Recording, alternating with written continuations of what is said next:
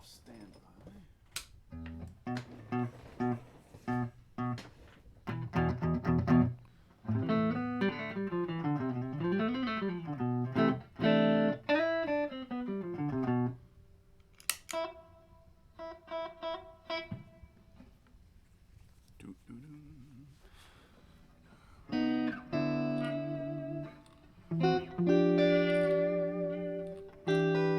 What you done did, Alec?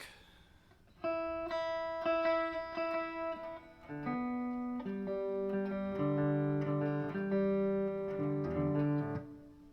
little bit out of tune. Let's check our tuning. What kind of trouble you got yourself in?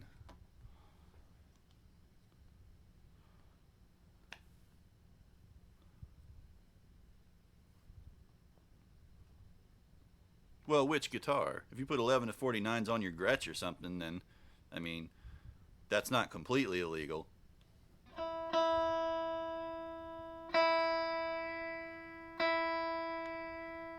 I forgot I was going to restring this guitar before I used it again on stream. Completely forgot.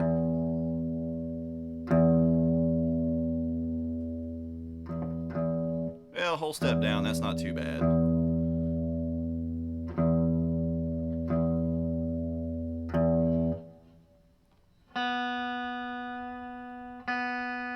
Because these strings are starting to drift a little bit.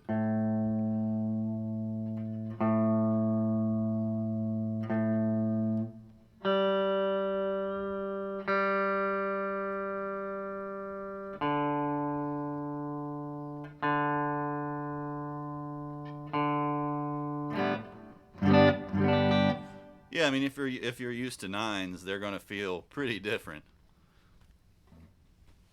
All right, hey, let me ask you something, Carl. So since the keyboard on my auxiliary laptop, which I usually keep over here for messing, like for monitoring the stream and for like pulling up YouTube vids and stuff like that, since that keyboard connector decided it was just going to be a jerk and detach, I've got that laptop off and I've moved my monitor over here, which currently means the webcam is on this side, monitor's on this side. It's going to drive you guys nuts if it looks like I'm constantly looking over here. Because I can swap, I can move the monitor back to the middle and then move like my my interface over that way. I'm not sure what would be ideal.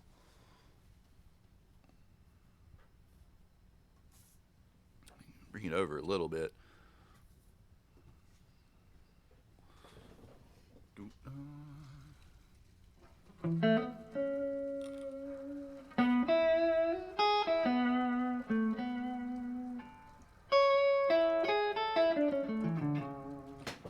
Yeah, I can move it. It's not difficult.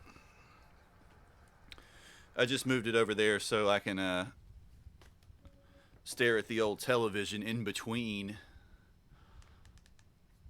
But obviously, not going to be doing that for the moment. All right, so let me move my interface this way. And then bring the monitor over here. And then that will probably get it to where, like, I'm at least within a very slight head turn of being between camera and monitor.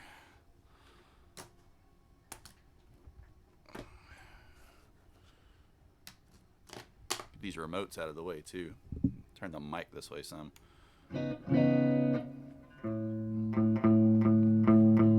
get the guitar level up a little. Turn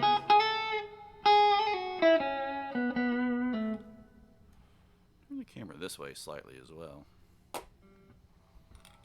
Man, this thing was turned way up.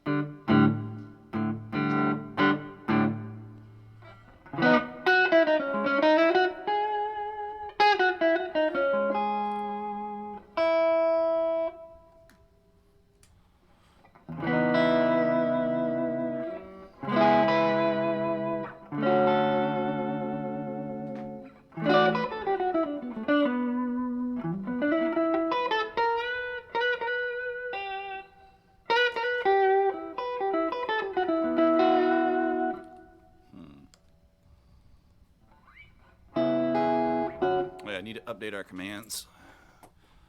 So let's do that. Edit command, guitar, Ibanez S. Come on, 2 key. There we go. 2020 X AV. Come on, A key. Man. Alright, so that's updated. And then edit command. Do our pedals. Pedals. In front. Zoom PD01. Oh, there we go. Power drive. And then, wow, Casey Jolly, thank you so much for that. Welcome back to the stream. How are you? I really appreciate that. All right, and then in the loop, we have our standard Caroline kilobyte delay into our Red Panda context. Since it's Weeb Wednesday, I was going to try to do an all Japanese pedal lineup, but I realized I didn't have a Japanese reverb. So I need to remedy that somehow. Find a Japanese reverb pedal or rack unit. I really want to find an Ibanez SDR 1000 Plus rack unit from the 80s. So they sound super cool. But the Plus has gotten really tough to come by. Just hanging out? Yeah, me too, pretty much. It's one of those nights. You know, the weather's starting to get a little bit cooler. It's kind of damp, been rainy. Just going to hang out and chill, play some tunes, mess around. All right, so pedals should be up to date. Amp should be the same as last time.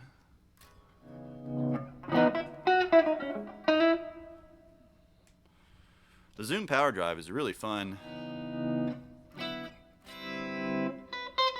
Hey Alec, you wanna hit that for me?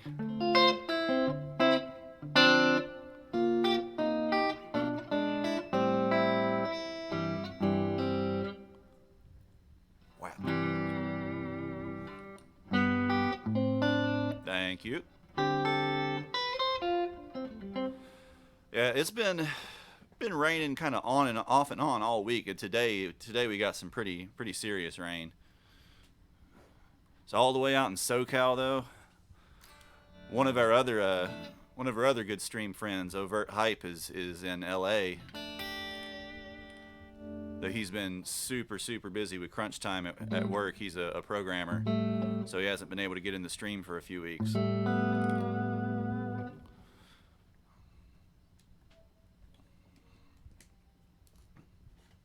Alright, let's see. Let me put that. Who's the PS4 fussing at me? Let me put the PS4 in rest mode. Go to sleep. PS4.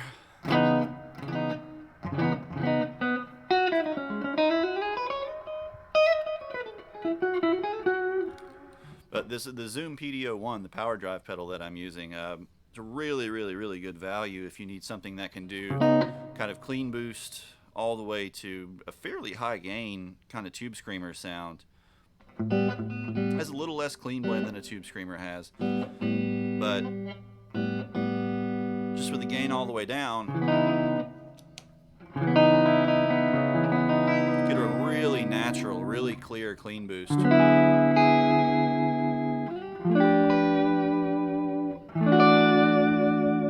you can boost, you can boost or cut highs and lows, which this guitar definitely doesn't need more lows, but it could use.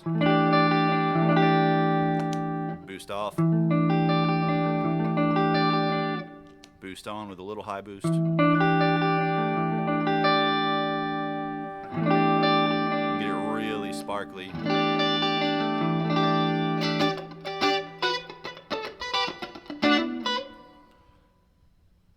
And then we can go from there into kind of TSE mid-gain overdrive.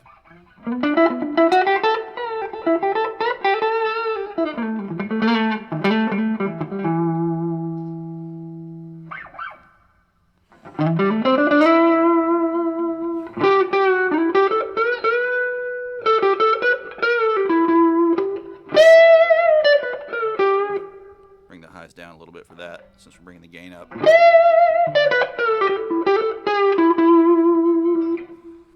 Then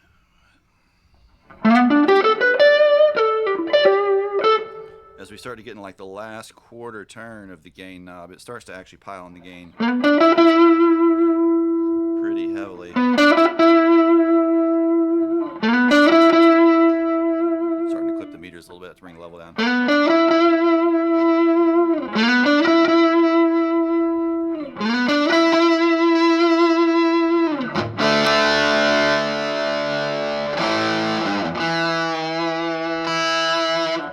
I usually don't use this one with that much gain though. I like it kind of on the lower gain side.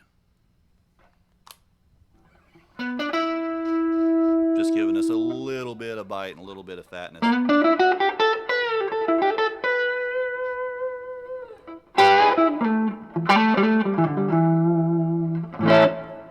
It's a good alternative to, like, say, an RC booster or something like that, because you can find this pedal used for like $30 to $50.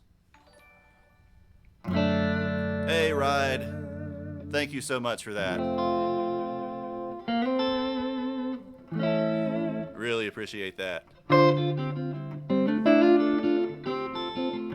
How are you?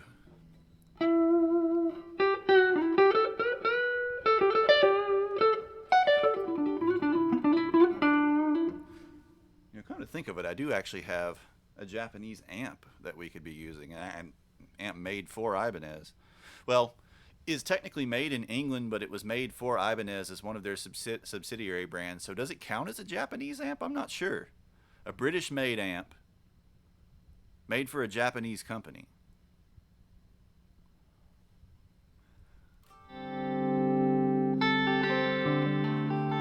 What?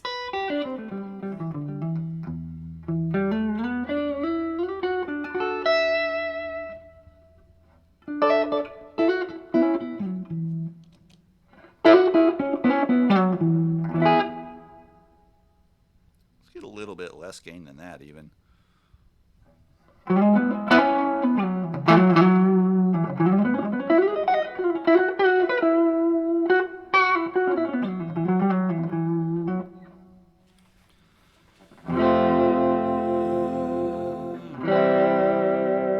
That's nice. Nice low gain sound. Yeah. I'm sure collar will stay up. Alright. Let me go check the Discord, see what we got in there. I think Ride posted something. Yeah, we got something from Ride.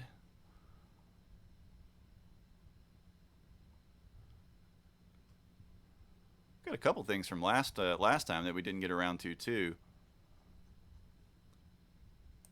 All right, hold on a minute. Let me close this and close this. And where'd it go? There we go. Close that.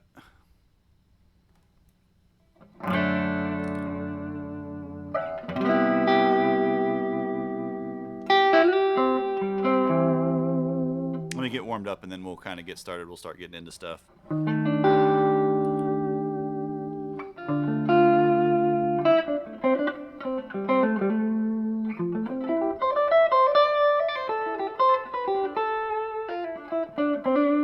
I think this guitar needs to be a little bit higher. It's so thin, the body's so small. Always need to keep it pretty high up on the strap. As you can see, it's very, very, very thin, especially towards the edges. It tapers and gets a little bit thicker in the middle underneath where the pickups and bridge are mounted, which gives it more kind of chunkiness tone-wise than you would expect. It makes it super ergonomic up against the body. And this is actually my favorite Ibanez body shape in terms of like comfort.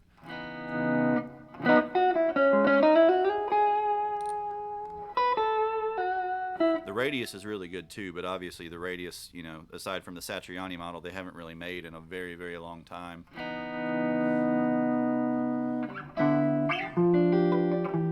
wish they would bring back the Power model, the Power series, which when they came out with their new innovations in electric guitar in '87, when they released the RG, the Saber series, which is now the S series, this body shape, the Radius series.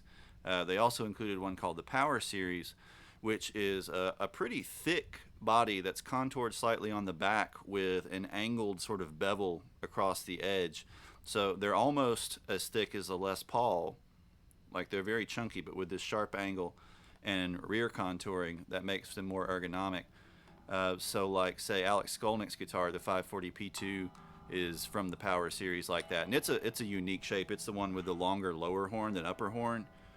But the regular Power series are more typical of like the S shape or the Radius shape, this kind of general outline, but with a very different kind of body contour. And I would love to have one of those, but man, they're hard to find. Yeah, his Skolnick's is a legendary guitar. I can't believe they haven't done some kind of, I mean, I know he's been a heritage guitar endorser for a while, but I can't believe they haven't like jumped in and done some kind of like Skolnick signature or reissue or something of that model, because the originals bring like $1,500, close to $2,000 for some of the rare configurations and colors. It baffles me that they haven't found some way to do it, especially since all the '80s and metal stuff is kind of coming back around and getting more popular again.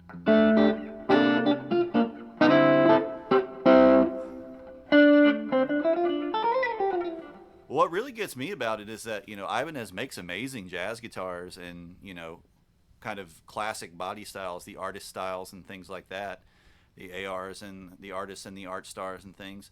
They make Schofield's guitar, they make George Benson's guitar, they make Pat Metheny's guitar. You would think he would just be like, hey, Ibanez, I'm going to get jazzy, make me one of your jazz guitars.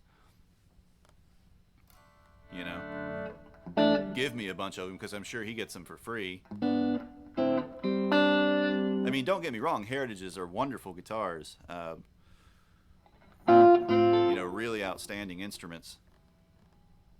But still, you think he would have kind of like that tailor-made relationship with Ibanez back in the day.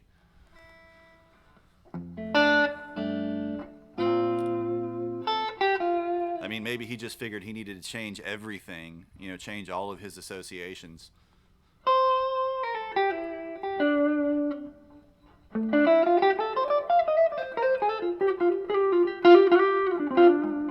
Let's make a really good kind of fusion-y tone.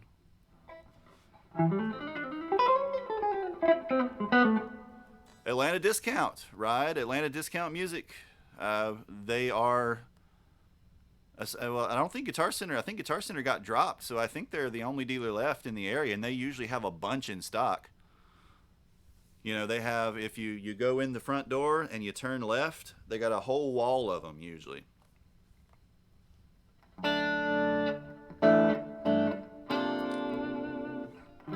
We keep trying to get Alec and Keep Watch and I. Keep Watch's dad, apparently back in the 60s or something, used to own a Rickenbacker, and it was his favorite guitar ever. And he still, waxes on about how amazing it was, but he traded it off for some stereo gear or something like that.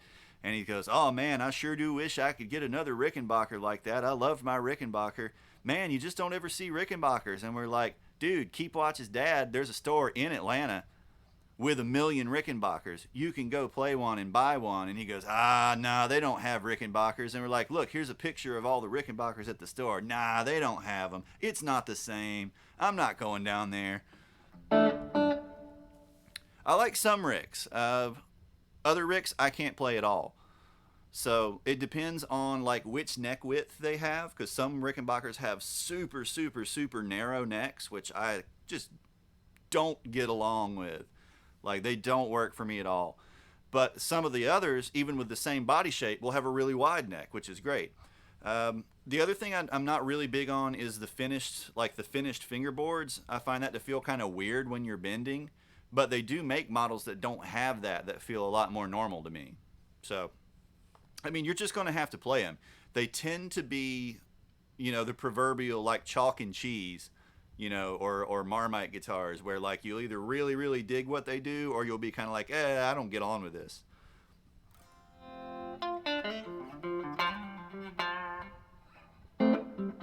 I love the way their pickups sound. You know, I love the way the guitars sound, but they just, a lot of times they just don't feel right to me. What I would like to try are the, is it the 620? I believe like they make a series called the 620, which doesn't have like the gloss finish on everything. They have more like satin finish necks, and then usually kind of like natural finished bodies made from different woods. I think they have names like the Cheyenne and the Dakota, stuff like that. I would really like to play one of those. I've never gotten my hands on one, because I think that might kind of fix that issue of the feel thing. Because those models do have the wide neck. I do know they have the wide neck profile, and then they don't have the glossy fingerboard. But you definitely need to play them. Like, I probably would not ever recommend someone buy a Rickenbacker without having played a few first, because they are really distinctive.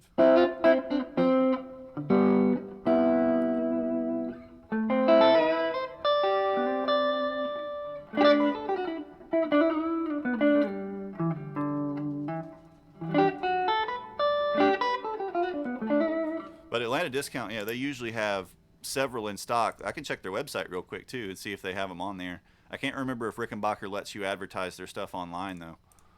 Some companies are funny about that.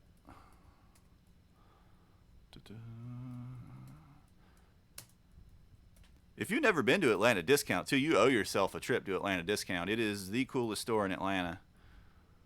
And if you can catch the owner there, he is the coolest guy in Atlanta, the coolest music store owner in Atlanta at least.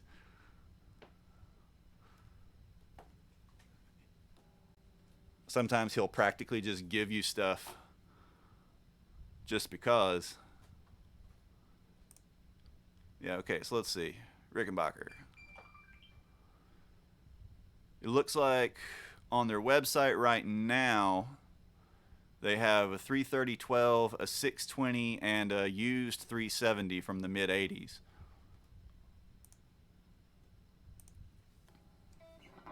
But call down there, because like I said, they may not be able to advertise them all on there.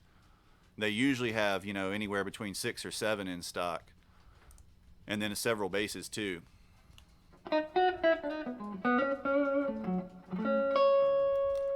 Hey, Artichoke, what's going on?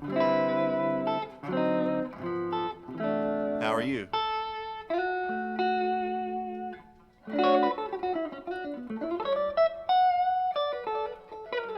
We're just kind of getting warmed up here, talking about guitars.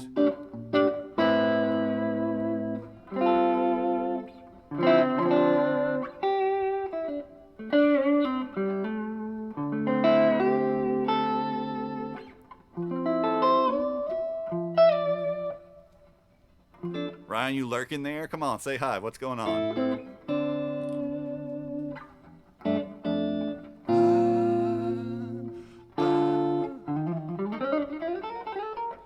It's kind of a mellow evening around here, so being real casual.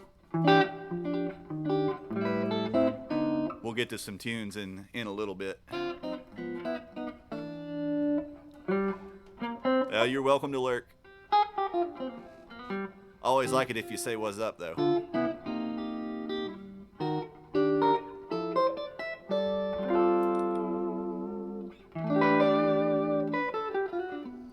We have some lurkers like Pan who, you know, has been here for like every minute of every stream just about, but only says hi like once every week or two.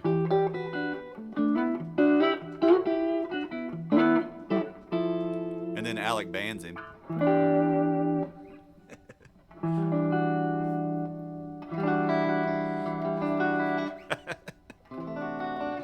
Big brain move. Never say hi so you can't get banned.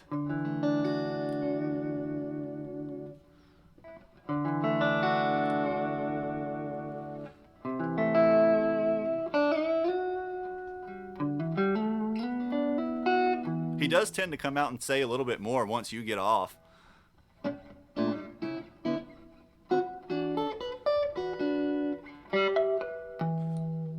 Alec B instilling fear into my viewers.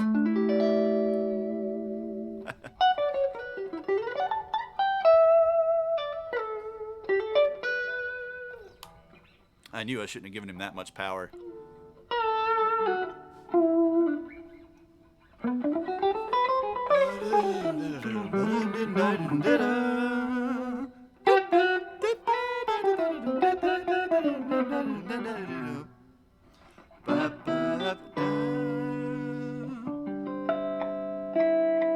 on, there we go. There it is.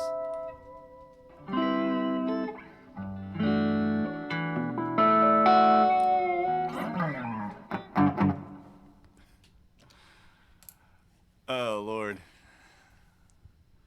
All right, let's see. So we got a request from Ride, and we got some old requests. If you guys have any requests for Weeb Wednesday, start getting them in. Best place to get them in is in the old Discord in the Weeb Wednesday channel. Helps me manage them a little bit and keep track of them.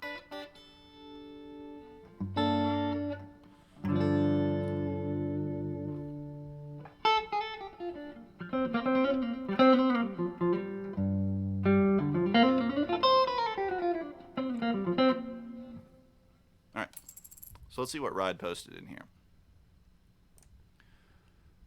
Takeshi Terauchi probably, and the Bunnies. This looks like we're going to need fuzz for it. Let's see.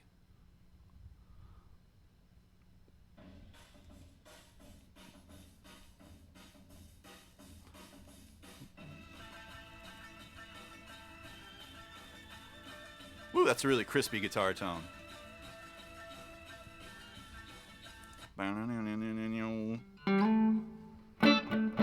so we've got an octave going on. Let's dial out some gain on here. And let's dial in a little more high end. Because he's definitely using something with a more abrasive pickup than this has. Yeah, Bunny.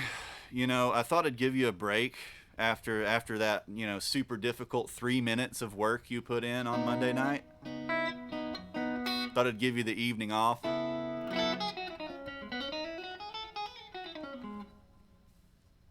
Alright, wait a minute. I have an idea. I think I can get closer to this tone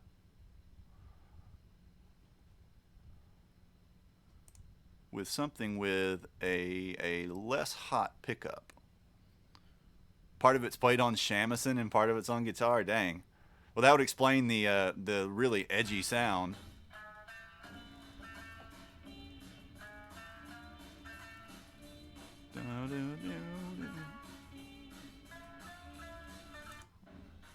All right, so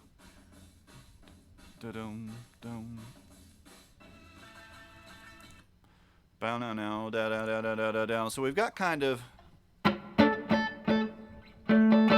octave sound going on. So let's go to a single coil. Get us a little more.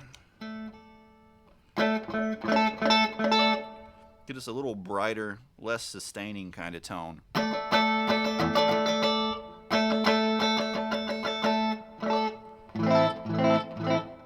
Now we still got too much sustain with this guitar.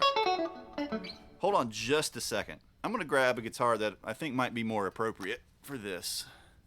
2 minutes and 33.2 seconds. Yeah, I hope you got paid well for it. Because, man, all that heavy lifting, all that stopping in and saying like, oh man, sorry I missed the beginning of the stream. I got school. I got to go. Okay, thanks. Bye. Oh, geez. Hold on just a second. I think I know where it's at.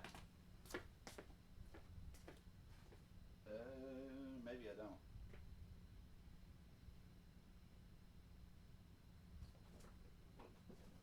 This case. No.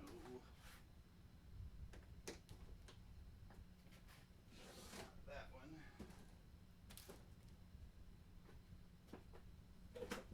This one, maybe. All right. I believe it's in this one. Hopefully there are no spiders in here. I haven't opened this case in a while. Yeah, there we go. Let's use a Japanese guitar from the 60s.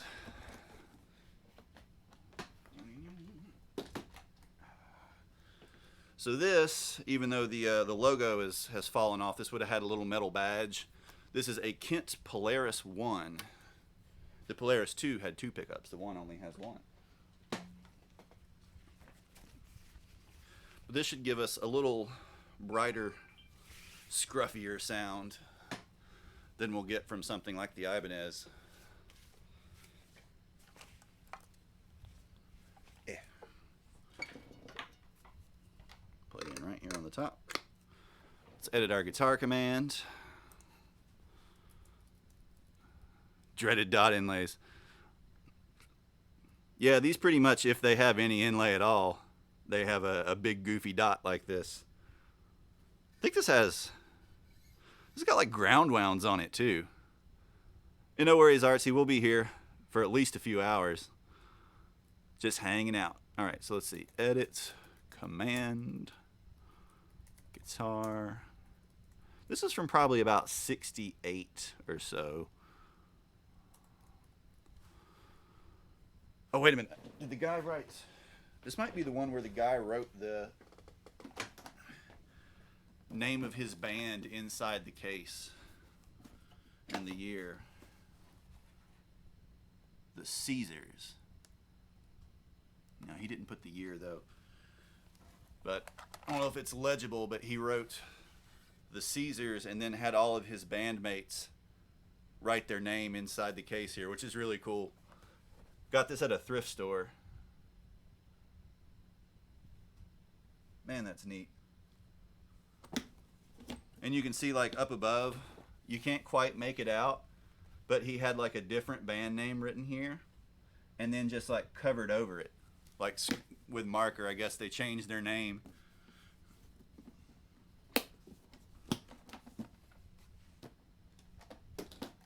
It also came with a really cool red sparkly vinyl strap from way back whenever.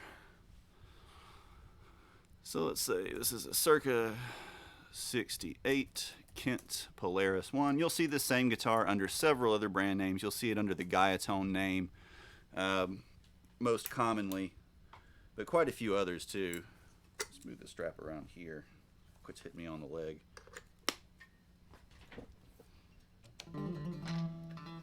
Yeah, it's almost in tune too.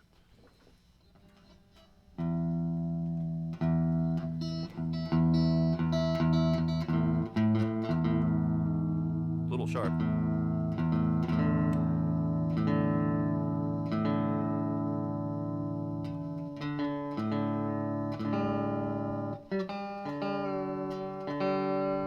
It's interesting, it's drifted about a quarter tone sharp.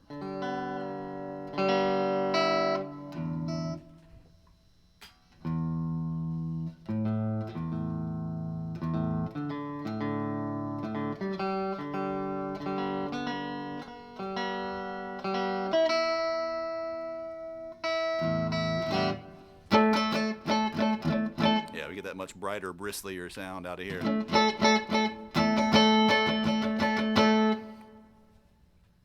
Alright, let's get back to our tune and give it a listen. Let's open it in YouTube as well, so I don't have to keep switching back and forth to Discord.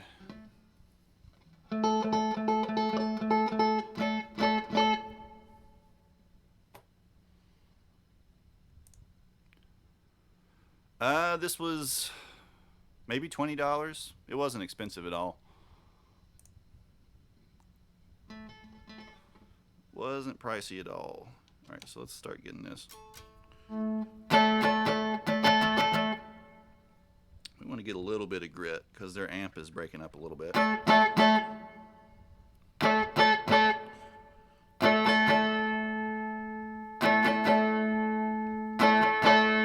There we go. That's pretty good. Pretty good.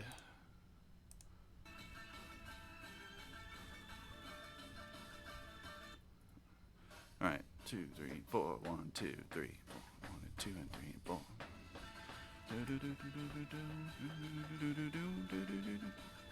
All right, we start to do these little extra harmonies higher on top. So what I'm doing here is I'm playing an octave of the note A. I'm playing one A right here on the 7th fret on the D string, and then the octave of that on the 10th fret on the B string. You could also play that down here, but it's a little more controllable and a little, just sounds a little better to me up here in this position. Yeah, $20. You can find these weird old guitars like this at yard sales and pawn shops and stuff like that, dirt cheap. You know, I've got the pile of cases this came out of has like five or six of this sort of guitar, like Tysco's, Kent's, Gaiatones, Harmonies, Silvertones, stuff like that. Just kind of like I have them all in their own little stack off to the side over there, which is why I had to dig through a few cases to find it. But yeah, I've gone through tons of these. I've owned probably like, I don't know, 20 or 30 at least. You know, I'll put, this one is really playable. The condition and playability and electronics quality is going to be super hit or miss on them, because for the most part these were pretty cheap guitars back in the 60s. You know, they were meant to sort of capitalize on the Beatlemania, you know, the electric guitar craze. But some of them are actually quite nice, and the pickups usually sound wonderful. The pots, the things like the controls and stuff, a lot of times are really junky and have to be replaced. This one, fortunately, they're actually working pretty well. And a lot of times, though, I'll get them and that'll be messed up, and so I'll rewire them and put new electronics in it. And then other issues they tend to have is sometimes the necks are warped and the truss rods don't work very well. This one, fortunately, the neck is very straight and the truss rod seems to work. But, you know, if you get them dirt cheap, you can put some work into them and fix them up and get really cool sounding guitars. You're not going to be able to use them for everything. Like, they're not going to work. This isn't going to work well for something like heavy metal at all, or hard rock. The pickup is too low output and too noisy, and the sound in general is just kind of too primitive. But for like early rock and roll, for certain types of country, for a lot of indie rock and stuff like that, these things sound amazing. You know, this doesn't play anywhere near as well as the Ibanez I was just playing, but it definitely has its kind of charm. But I've got loads of them. I've got several where I'm still looking for like a part where they're missing one part or the other, and so I have like eBay searches looking for one of them. It's just missing this bridge, this plastic bridge here, and they turn up a few times a year on eBay, but they usually get gone really fast, and I haven't managed to snag one yet. You know, so I have a pile of them as projects, and then I have a few that I've fixed up and kept, some that I fix up and sell, because, you know, I'll get them for $5 or $6 at a yard sale, fix it up, and then, you know, be like, yeah, well, I've got something that does this, or I don't like the neck on this one, or whatever, and then sell it for $100, $150. The nicer models of these have started bringing really good money, though, because there were higher end ones.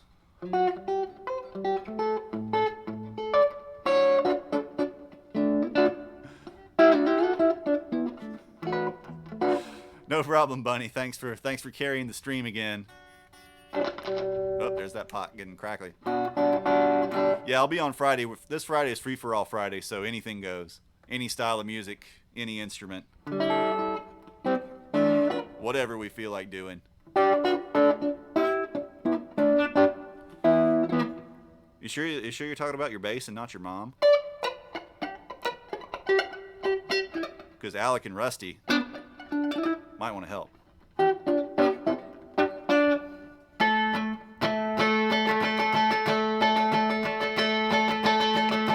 So we got this little octave pattern.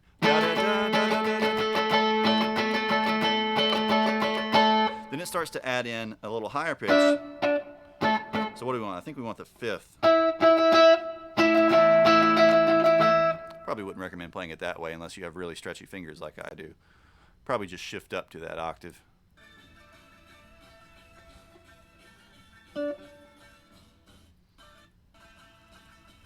Don't.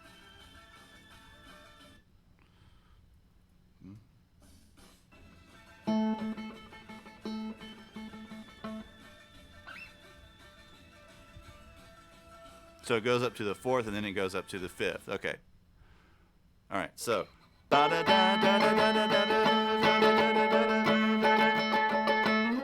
So then it's going to slide up a perfect fourth, then up to the perfect fifth.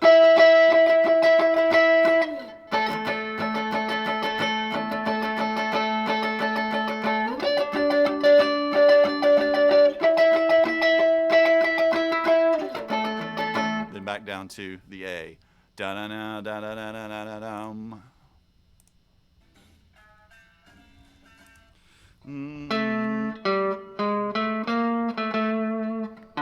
Alright, so it sounds like we're going to be in like a D minor, like a D gypsy minor scale,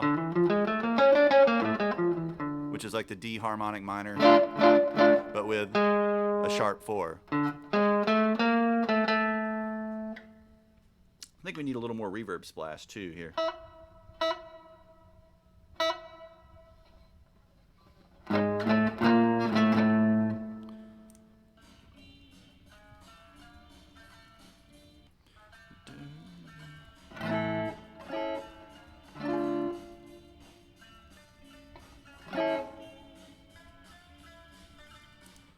Alright, and so our electric guitar is pretty much playing like an A7, then a D minor. A7, da da da da da, da da da da da, da da da da da, da da da da da. Sounds like he grabs, probably moves up to this voicing because I hear that high tone. Da da da da da, da da da da da. And our little melody goes. We're going to start off on the 6th fret on the D string and go 6, 7, 8, 7, 7. And I'm picking way back next to the bridge to give this kind of maximum twanginess. And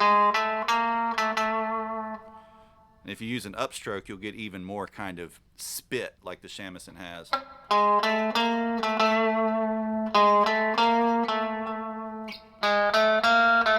You could also play it down here, 2nd fret. 1, 2, 3, 2, 2.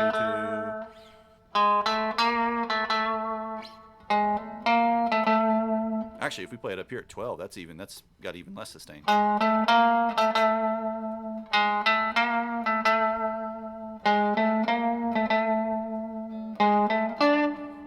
so let's listen to that whole little melody. Go away, Zoom. Move Zoom out of the way so I'll quit clicking it every time I try to open the video. Alright.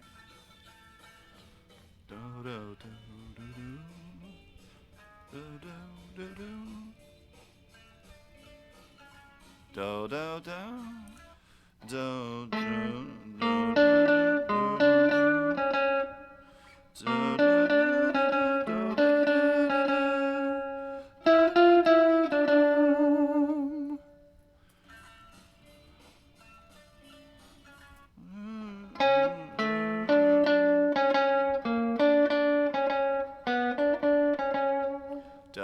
da da da.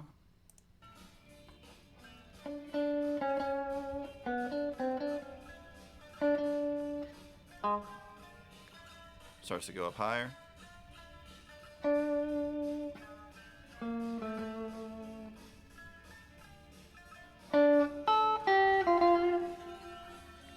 Alright, so let's back that up some more.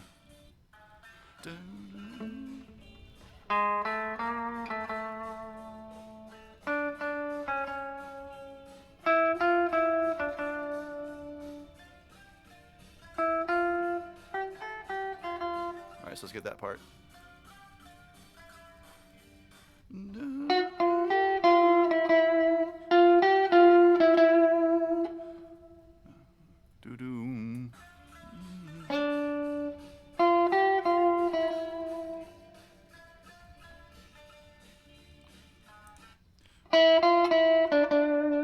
Alright, so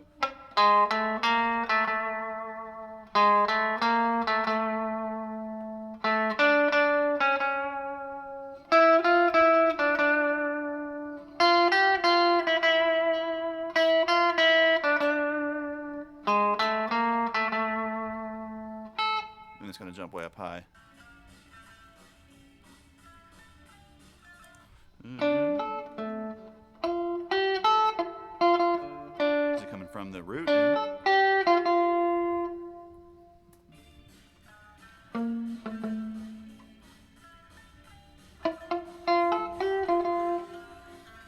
Okay.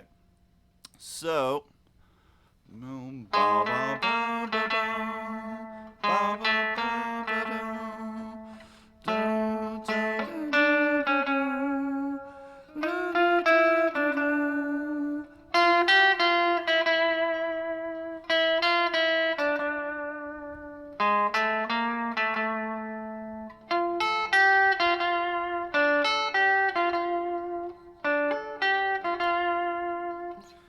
So we probably want to move that though to just be, to kind of maintain our tonal consistency.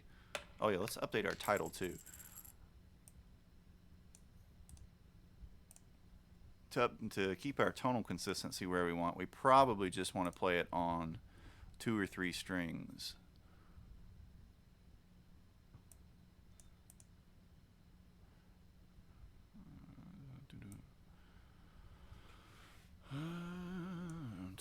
So let's see.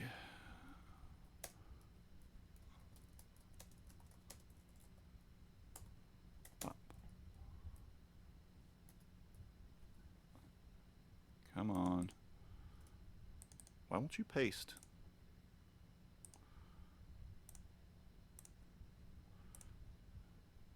Like, oh, sorry. Pasting doesn't work in Streamlabs. Do do do do do do do do do do.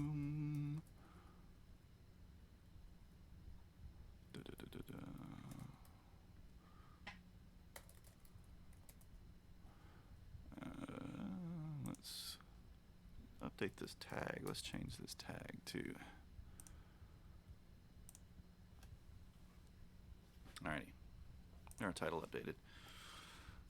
So again, the scale that we're using, it's going to start off like the harmonic minor scale. Come on, pot. The D harmonic minor. But we're going to augment the 4th tone. We're going to start on that augmented 4th.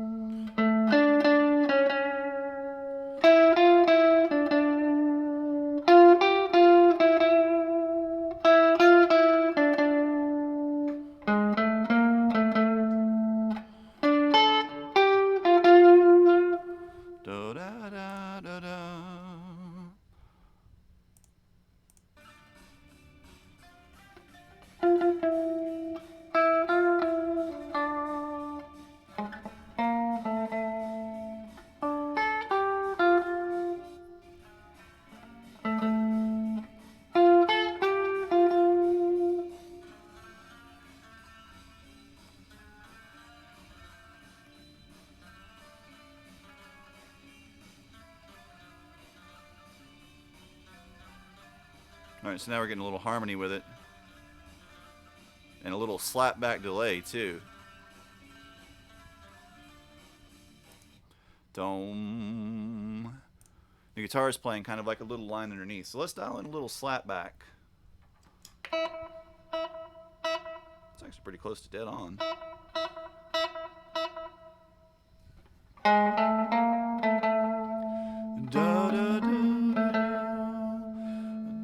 So.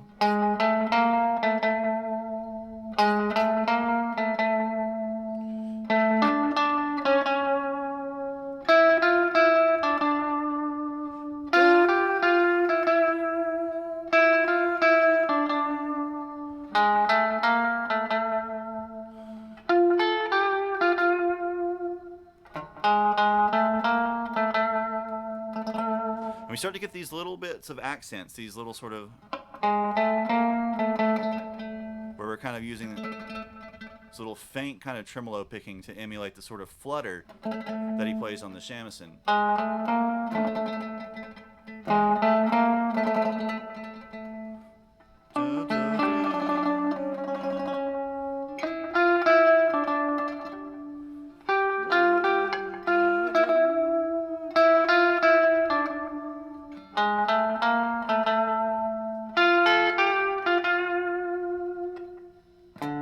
The guitar underneath is kind of starting to play like these little.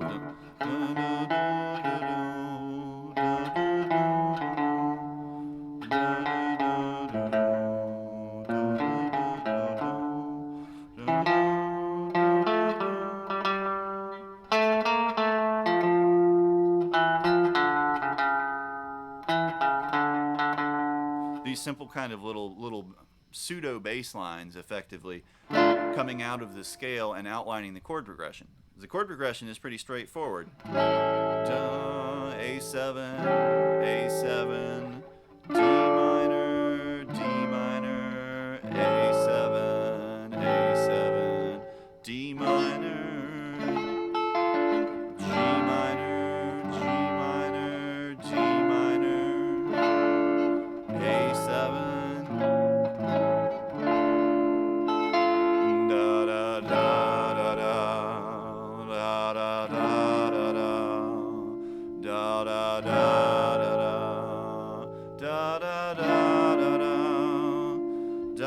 da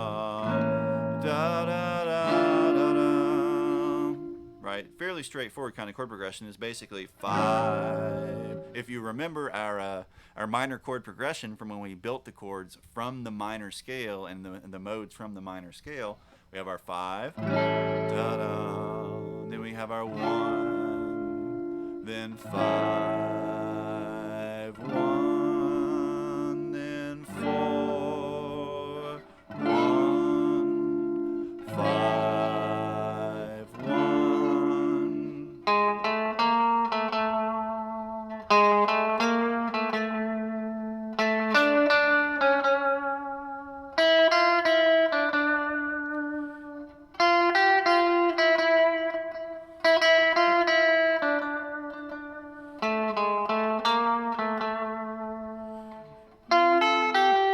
That's right, the last one is a little different.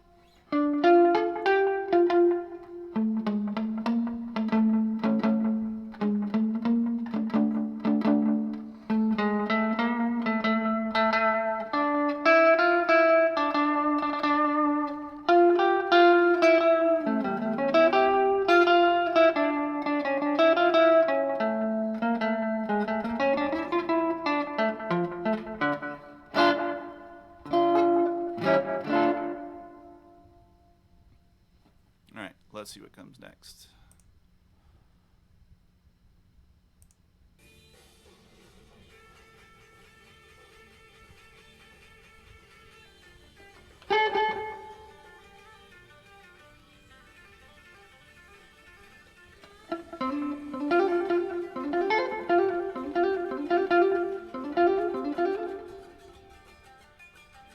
All right, so first we have like a minor pentatonic, minor blues scale kind of little solo here, up here in the D minor sort of position, right? And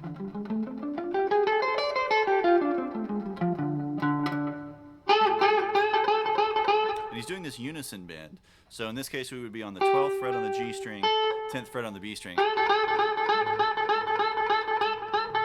Just kind of bending that 12 up to the same tone as the 10.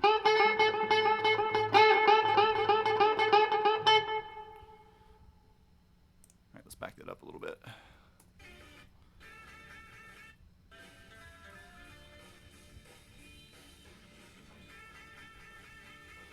All right, so he's hitting them at the same time.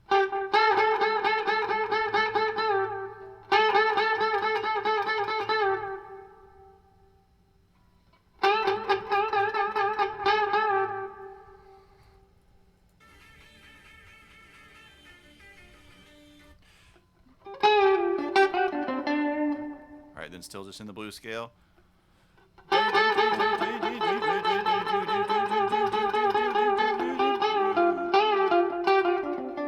right, let's get the phrase right coming out of that. All right.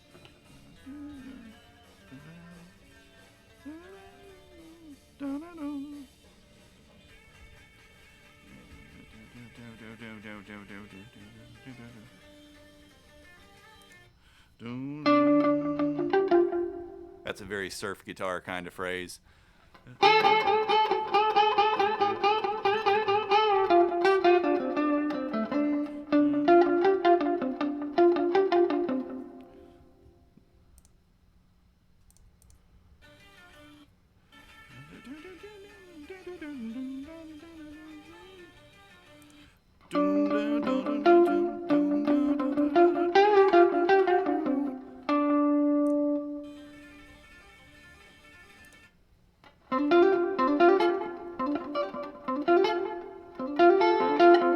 Man, those hammer-ons are hard to do on this guitar. Action is too high.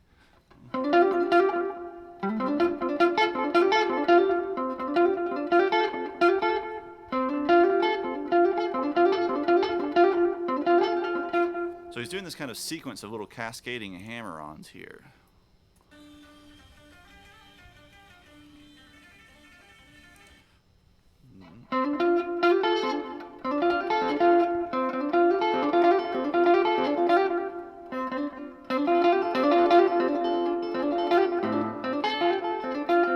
Question is, how's he fingering? Is he fingering it here, or is he fingering it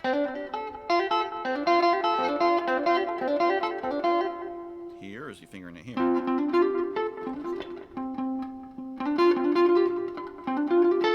Man, that's rough to play up there.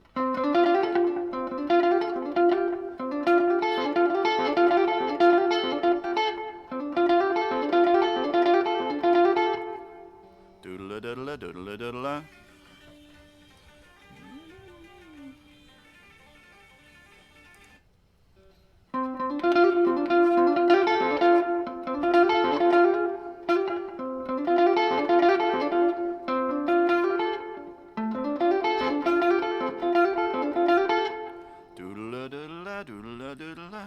Let's slow that down a little bit and see if we can pick out the exact fingering for it in there.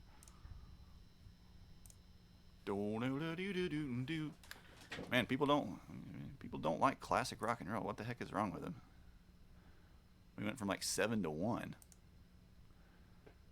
This isn't Naruto.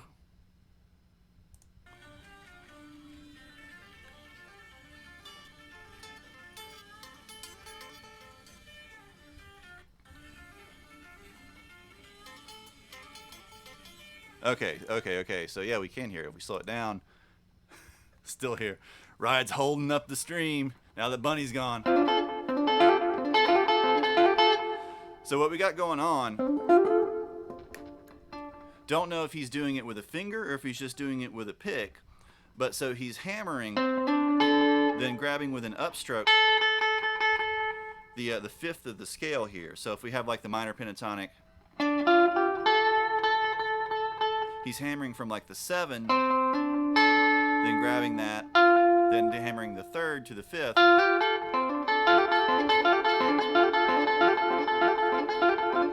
So I don't know if he's doing it with like an up, down, up, down, up, down, up, down, or if he's using a finger and doing just like pick, pick, finger, pick, finger, pick, finger, pick, finger. That's the easiest way to do it that fast.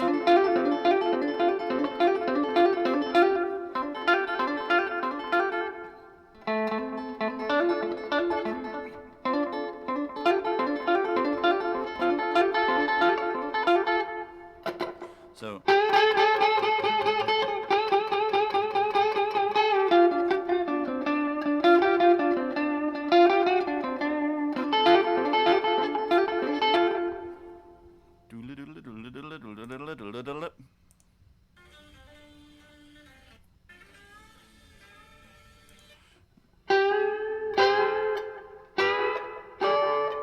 Alright, so then we get this bend, then like a little unison bend.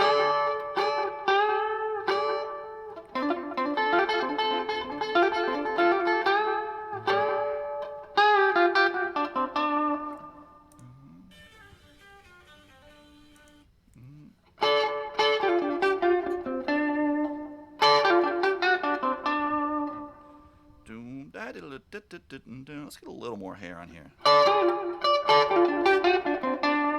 There we go. Get a little better. So.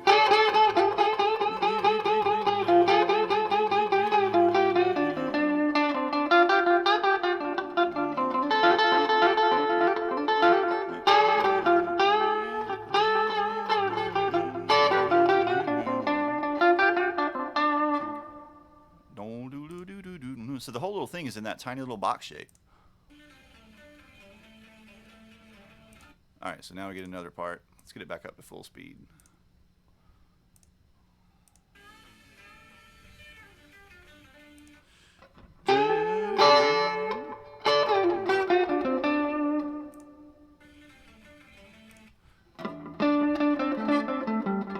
All right, so then we're coming down.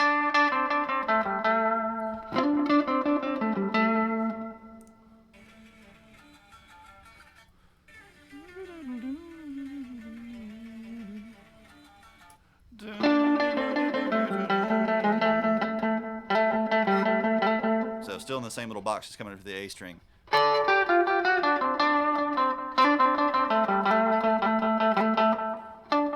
Then we get our shamisen solo. So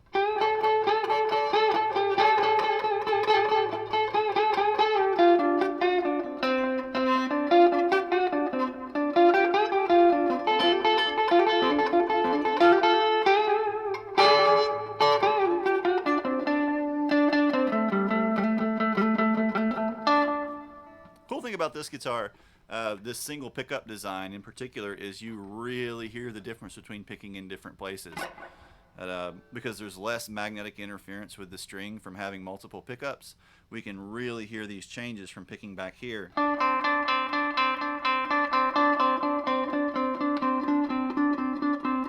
all these different points on the neck. So even with the pickup just kind of almost in the middle of the travel, you know, just about an inch away from being in the center of the travel, we can get a neck pickup-y kind of tone by picking up here close to the neck.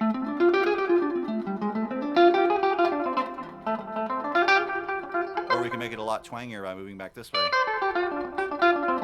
Get something more akin to a bridge pickup. This guitar is like, why are you bending strings on me? Oh my gosh. Have you seen my nut and tuners?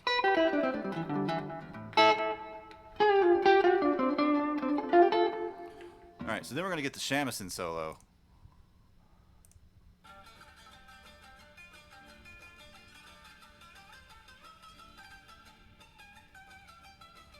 Can't go quite high enough to get those on here. So that's predominantly still just minor pentatonic though. But there is a little tweak here and there. As he gets up into the really high pitches, which we can't really get, unfortunately, we don't have enough frets, it shifts from like the regular minor pentatonic to the minor pentatonic with the major second.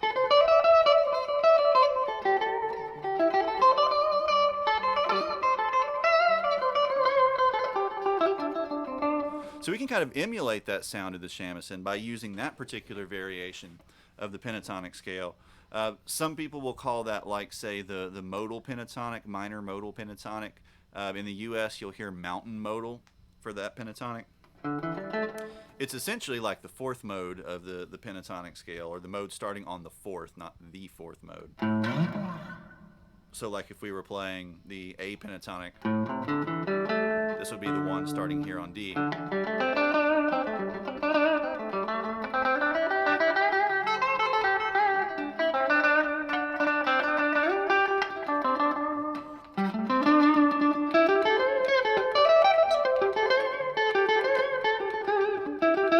And so to sort of get that kind of shamisen sound, we get this big kind of bendy vibrato. That's sort of inconsistent. Like shamisen vibrato doesn't have like the evenness of the vibrato that you usually go for on guitar, because it's sort of fighting the string a lot more. So it tends to be this kind of brief push up and little shake.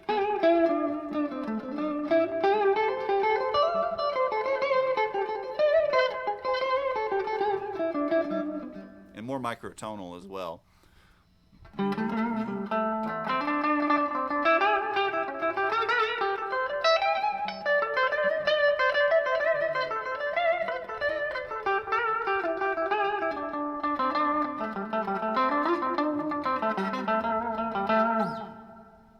So we can kind of do a pseudo shamisen sound by doing that.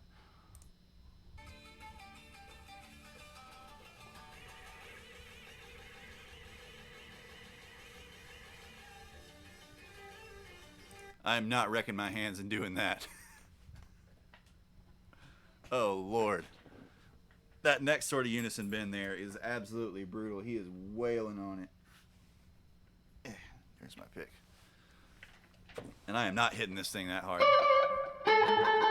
It's still that same unison bend as before, but it is really, really, really extreme. He may also be slightly like pressing down or dipping the bar as he's doing it too, because it's got a ton of wiggle to it.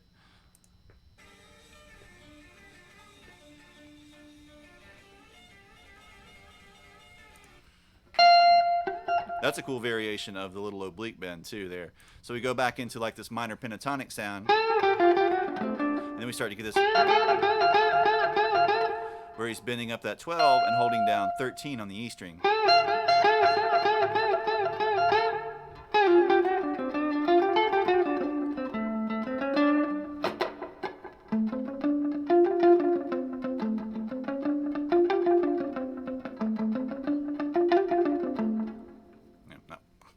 Not the right night for that song.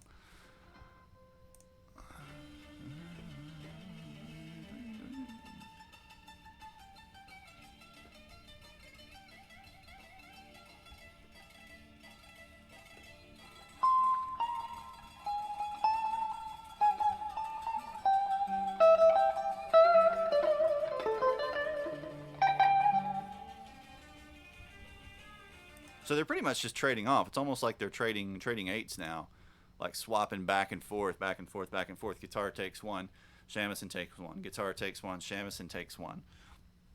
And you can hear that clear kind of shift from the minor pentatonic with the guitar.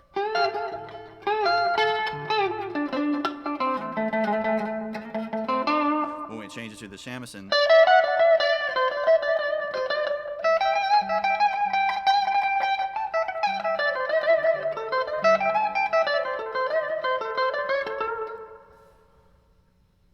Which riff?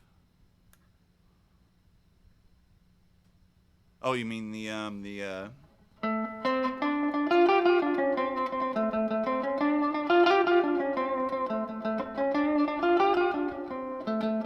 That's a song from a band called Electric Six, which is probably not appropriate at all for this stream. I think it's played a little lower though.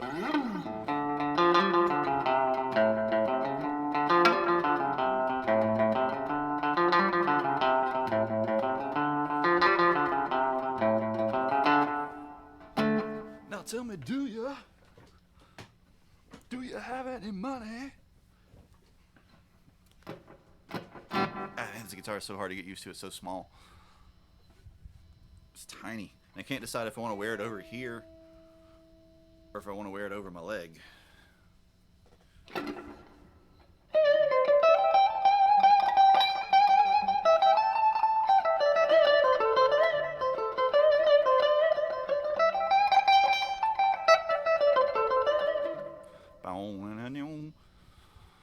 All right, let's see.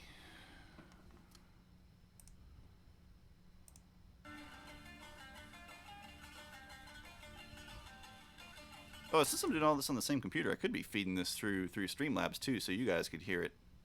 Though then we might be more prone to get copyright hits. All right.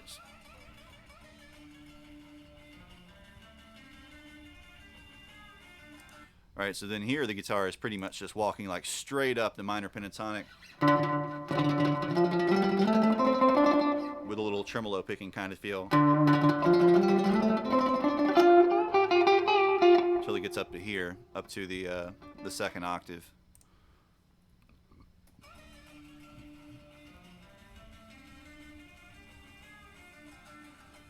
So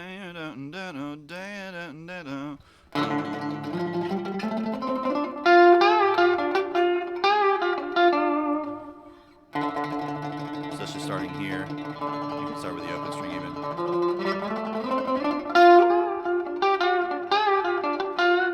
And then when we get back up to our little box shape.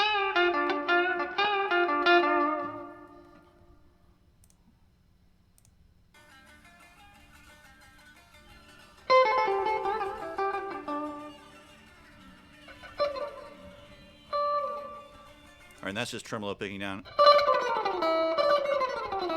Maybe we're starting though, because it sounds like we're ending on the D.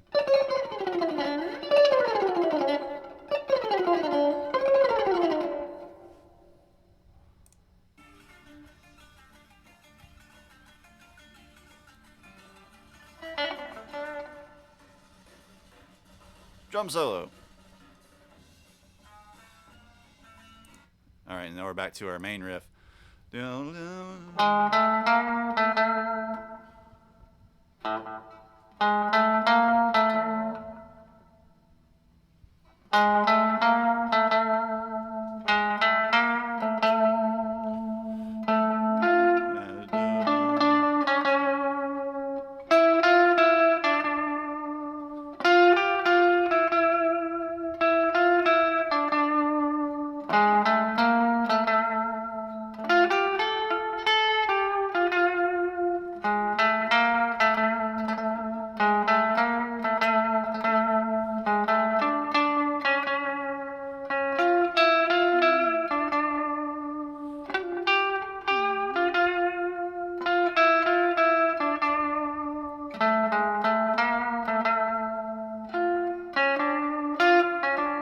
Second time, I believe that's how it ends.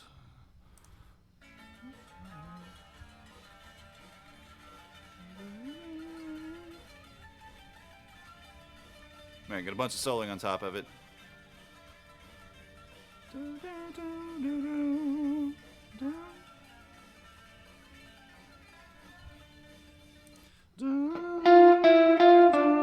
Yeah, so just.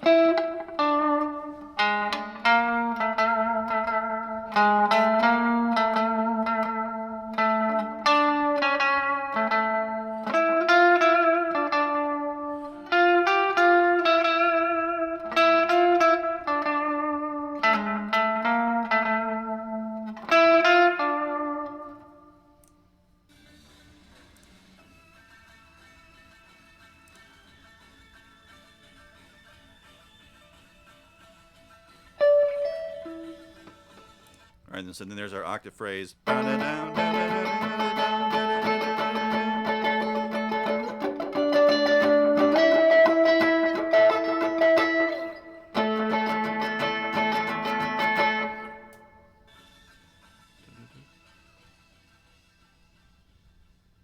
it just drops back down to the A at the end of it.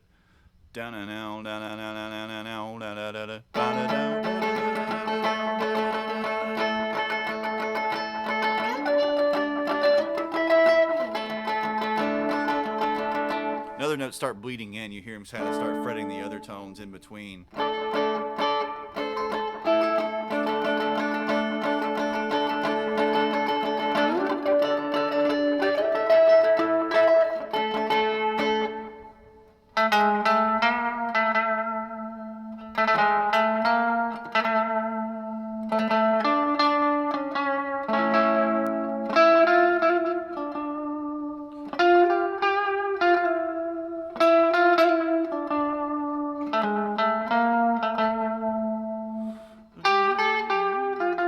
First time, then second time.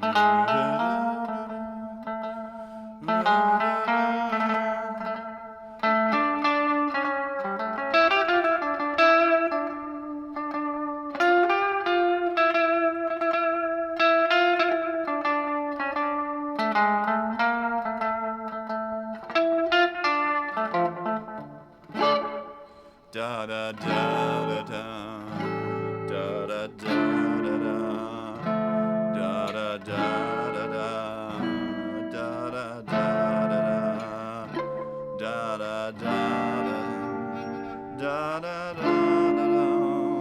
da da da da da Cool. Really cool little riff.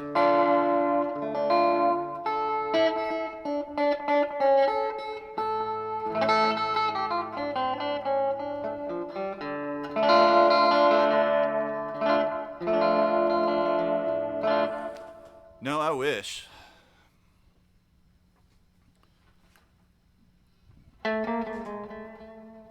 That's another one that I would love to have in my collection.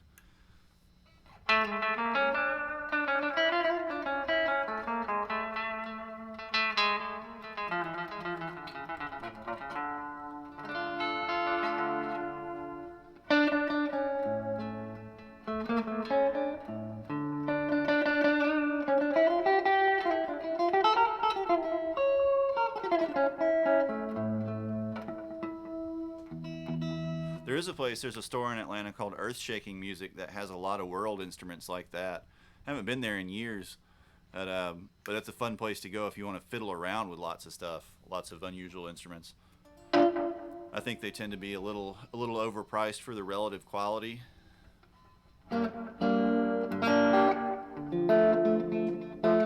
Yeah, if you get the like the big handmade ones, they get really pricey. The old ones I think were ivory, I believe.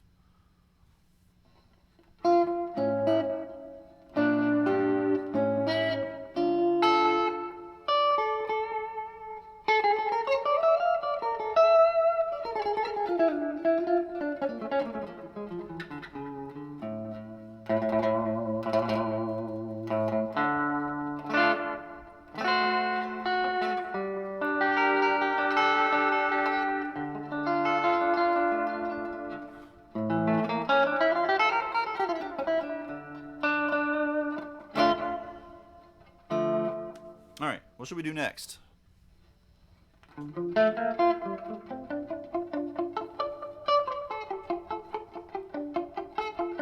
Probably not use this guitar.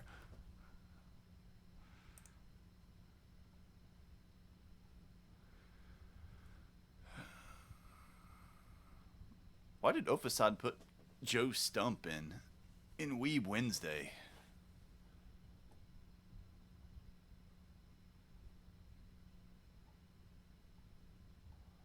See, Alec had a Super Smash Brothers that we didn't get to.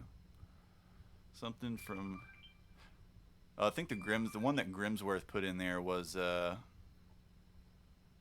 one that Grim put in there was on like 7-string or something. Do do do do do do do do do do da da da do da da do da ba da da do. All right, let me change back to the other guitar. Since unless we're doing other early rock and roll stuff, we don't have a whole lot of use for this one.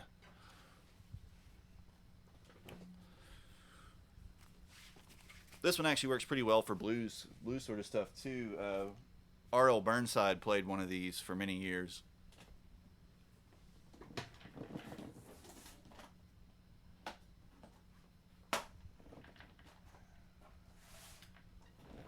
But, you know, he played kind of a distinctive droney fingerstyle type of blues, and the sort of stringy sound of it worked pretty well. Doesn't work well at all if you want to do, you know, kind of saturated, overdriven lead guitar like electric blues guitar. But if you want really funky, percussive kind of jams, it works great for it. Or if you just want to slam it with some fuzz.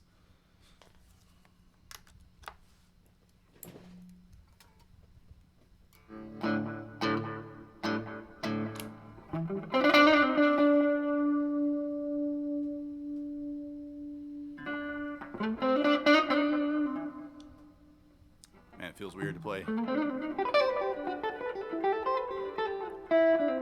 After playing that little short scale neck with like flat wounds on it, to go back to this neck with 9s on it is quite a change.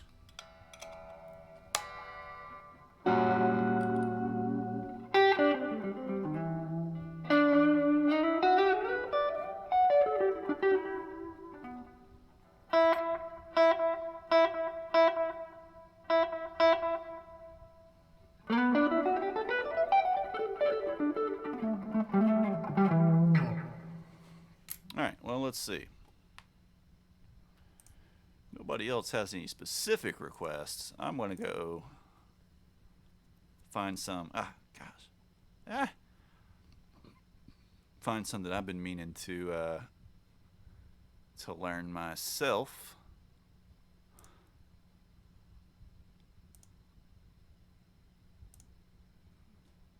And get into them.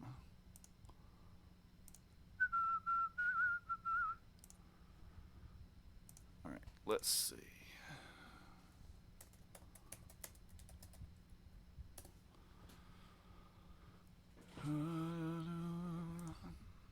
How haven't heard this in years.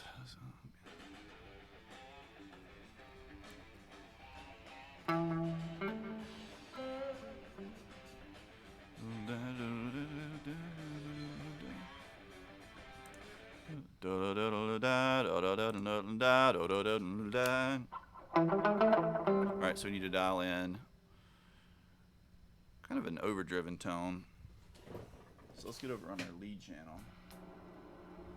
Turn that off for a moment. A little bit less gain. More mids. Oh,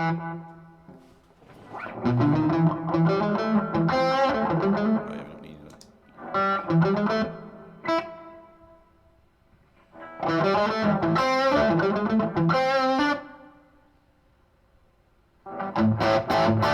Still probably a little bit too much gain.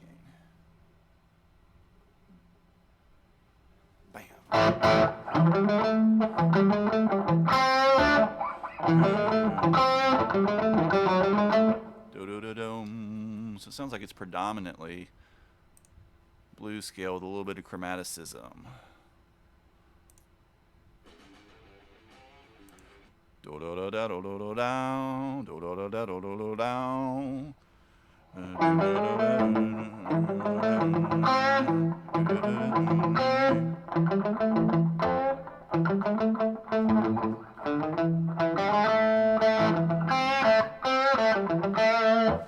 Figure out which fingering is ideal for this.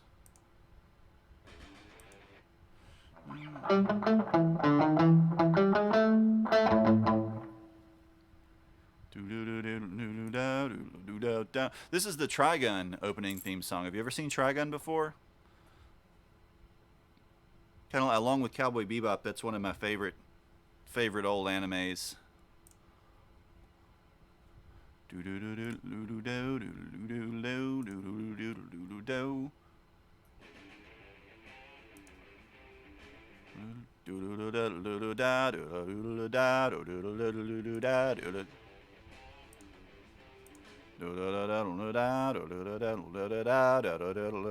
It's one that I've had like in the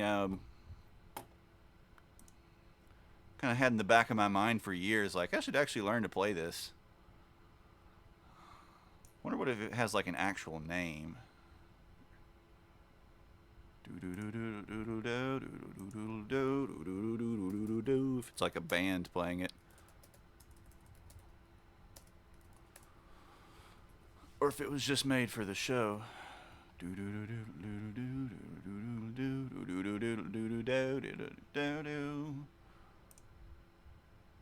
Yeah, of course it has a wiki. Why wouldn't it have a wiki?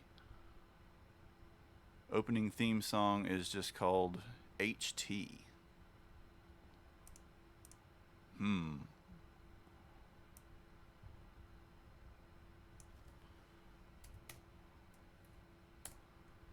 See if we can find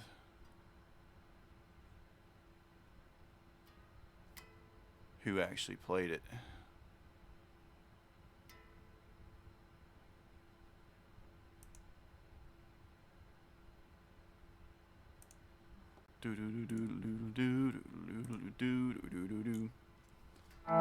This one's pretty short. Trigun is not terribly long.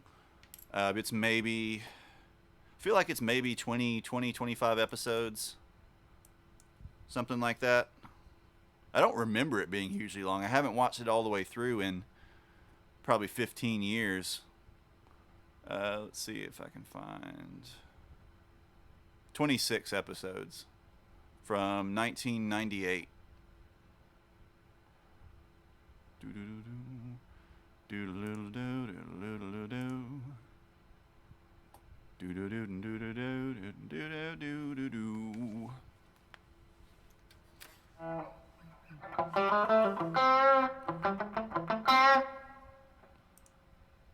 But I'm trying to find out who played it. If it's like an actual band.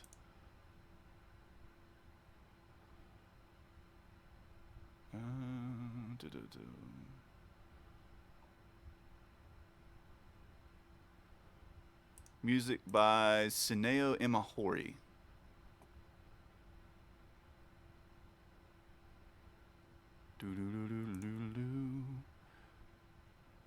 Japanese guitarist and composer. Looks like he's just a composer. Doesn't have him associated with any bands in particular. Let's see. Composer of several anime soundtracks. Trigun, Gungrave, Hajime no Ippo. I'm not familiar with that one. Wolf's Rain. I remember that. That used to be on Adult Swim, and then some tracks on Cowboy Bebop as well. It's also collaborated with members of the Seatbelts. That's cool.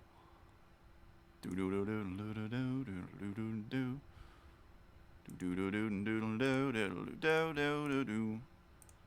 back up. Alright, let's see. Let's update our title.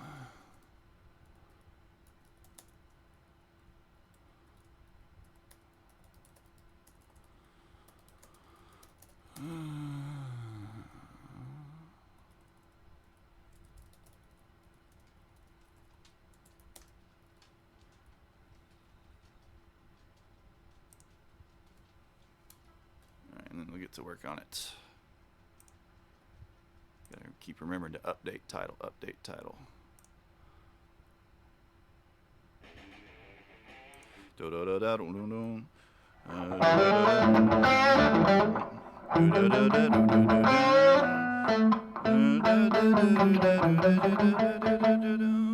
we got this kind of combination of major and minor blues scales, it sounds like. Let's slow it down a little bit.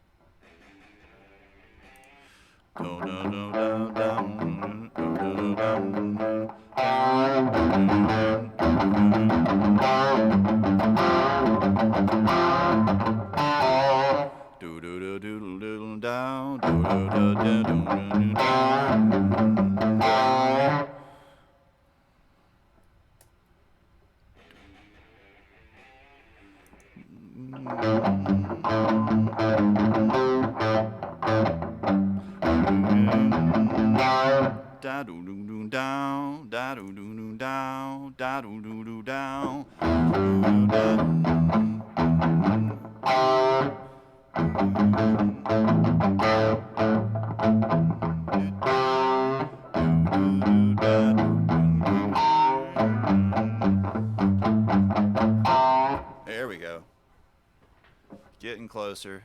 Getting closer. Do do da da do do da da da do da do da do do do do do do da.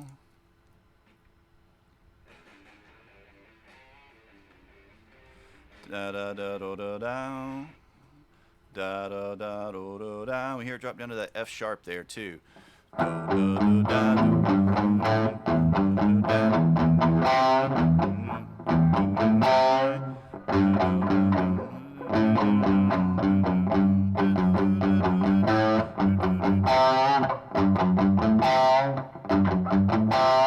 I'm going to finger that. I'm going to use the open string. We're probably going to keep this fretted.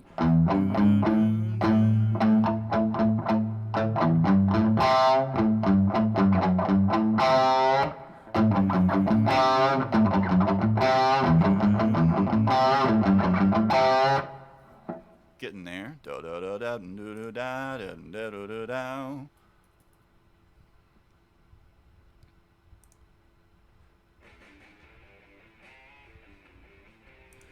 Da da da da da da. Da da da da da.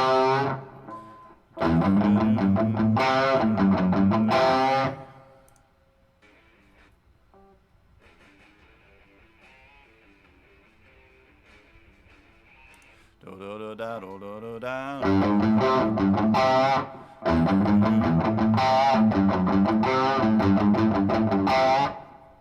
do do da da da da do do do do da.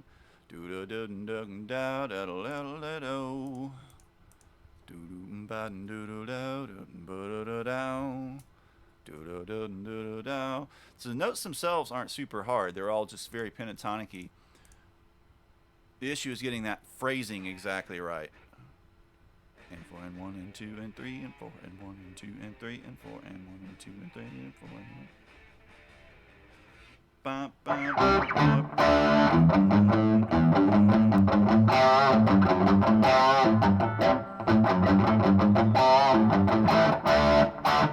Then up to that D power chord. Let's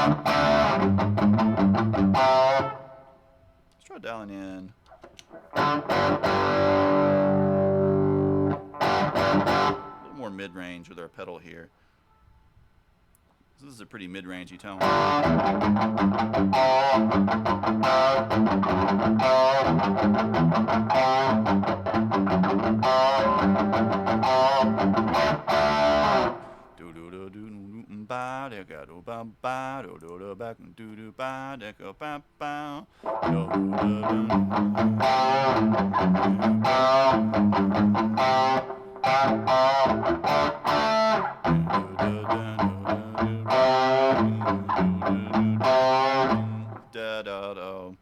Just going right back down.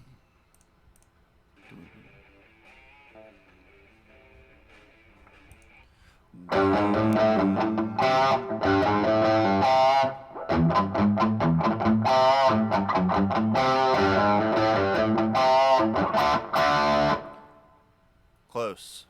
Really close.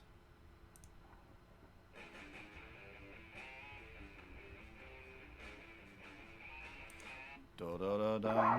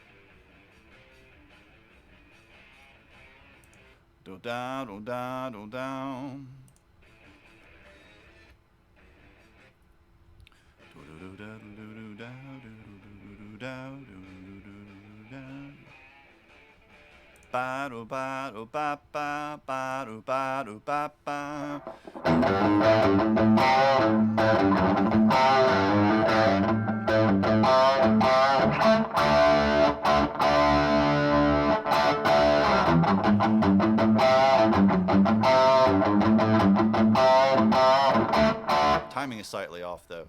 And 4 and 1 and 1 and 2 and 1.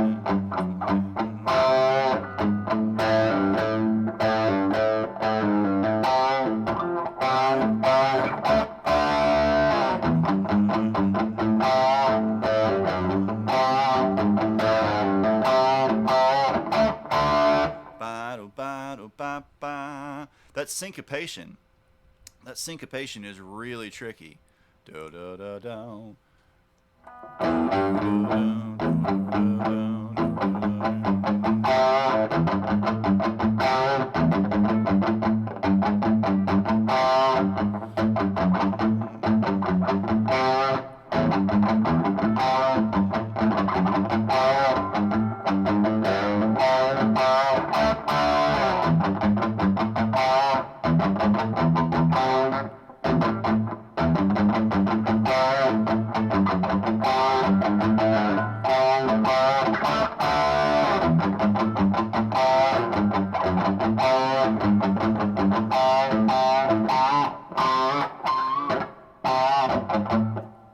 Second time we get the bend 3 times. Ba do ba.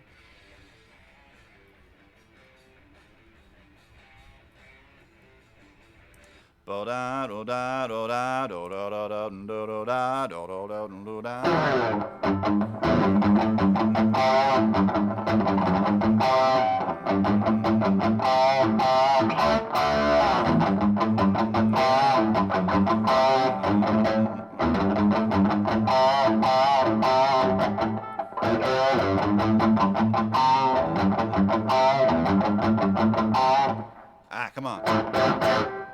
to get it steady, steady, steady, steady.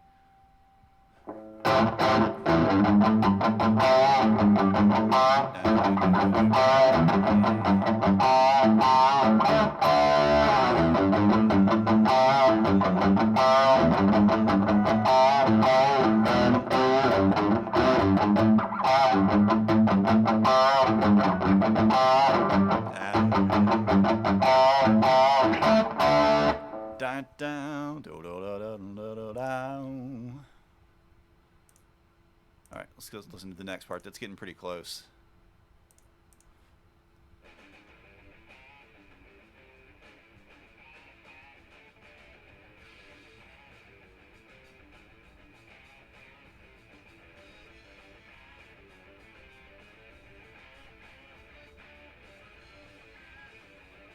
And then moves up an octave. Da da da da da da da. It starts to get pretty quick.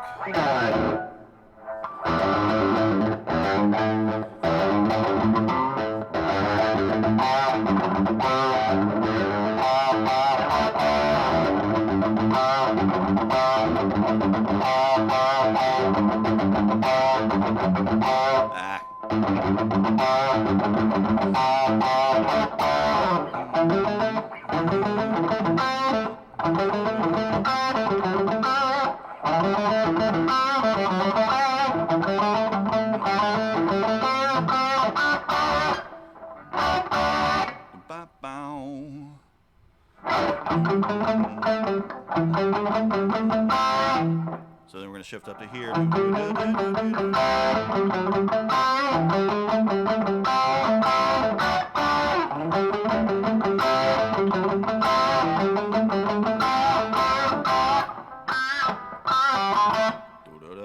Start to get a little pinch harmonic.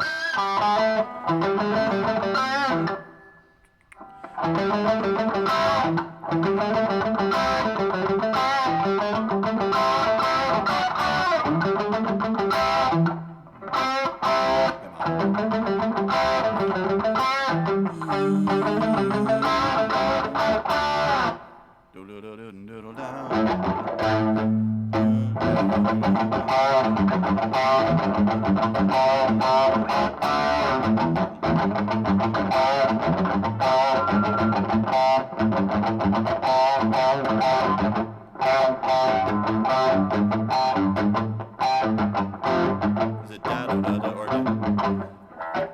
da da da dum da da da dum?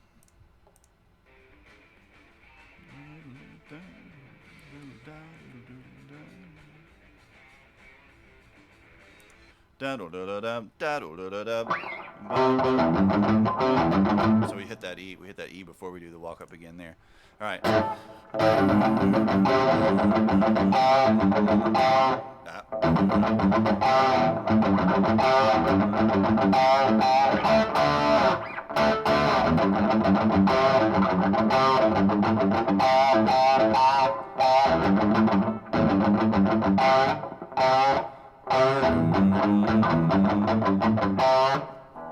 So then we got to double up on that phrase.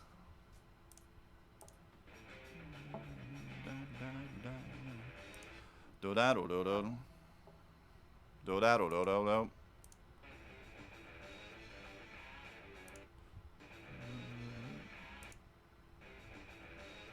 Come on, back up farther. Do da do do do do.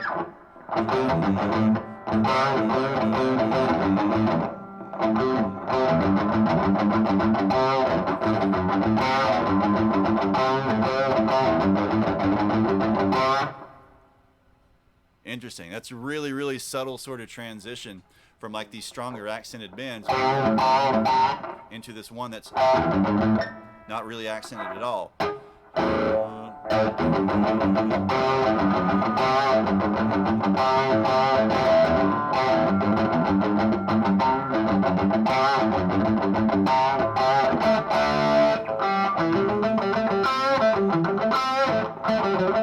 Come on.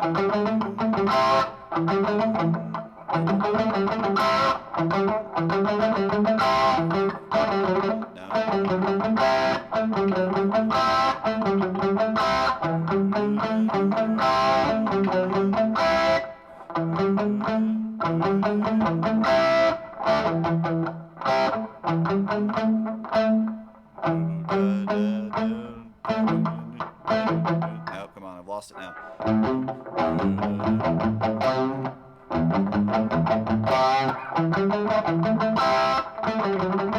There we go.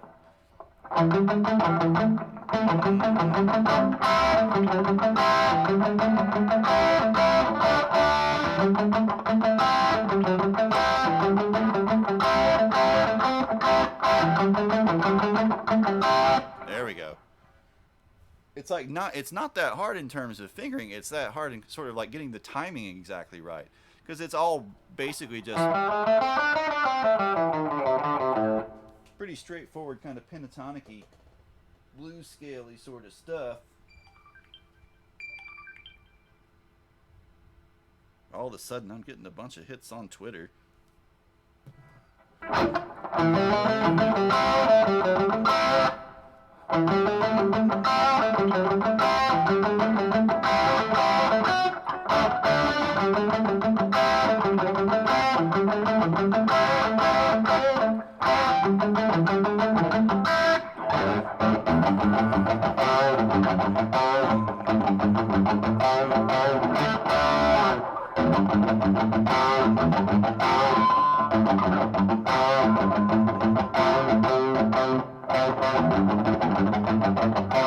Very kind of, it feels a lot like the rockin', or the not the rock and roll, the Black Dog riff from Zeppelin too. In terms of the way it creates this kind of like continuum through the riff constantly. Where'd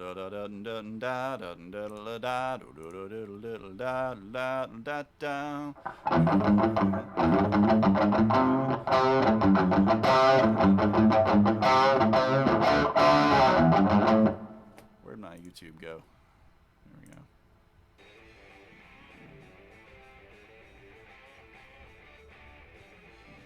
Four and one and two and three, 4 and 1 and 2 and 3, 4 and 1 and 2 and 3.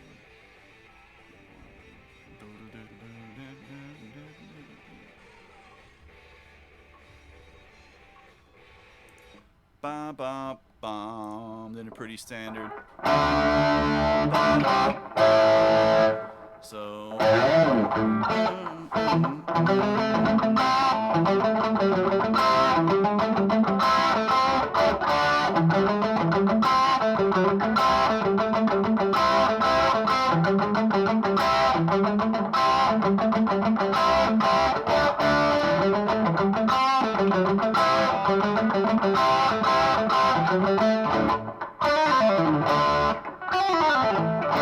Alright, so this is that little lead lick that comes in there.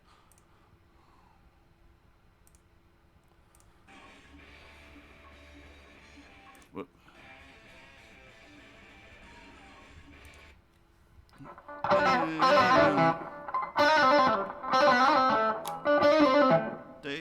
Day a little.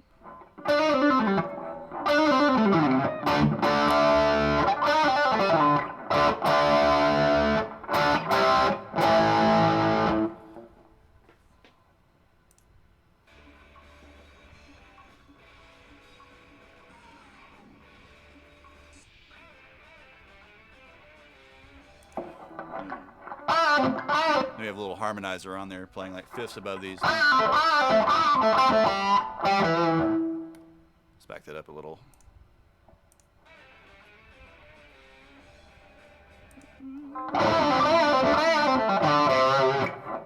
Just coming down the blues scale like that. Doodle-doodle-dow, doodle-doodle-dow, doodle-doodle-doodle.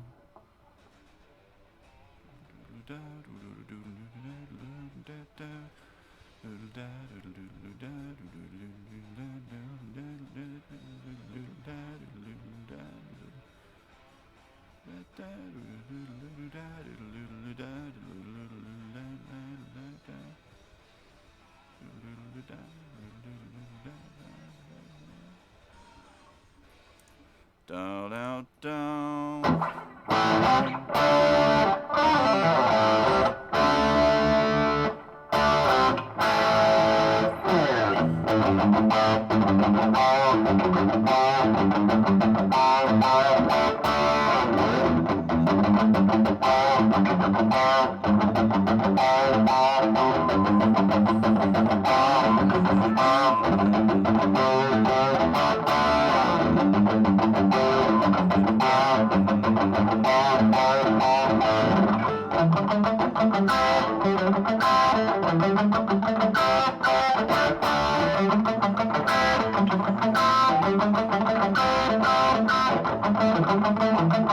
Gotta get that kind of continuum going.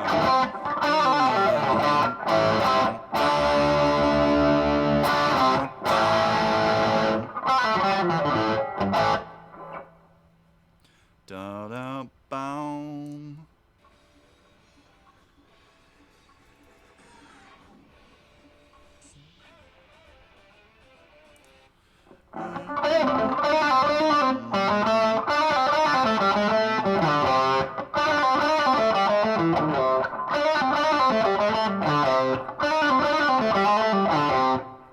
Alright, so that little phrase is just minor blues scale.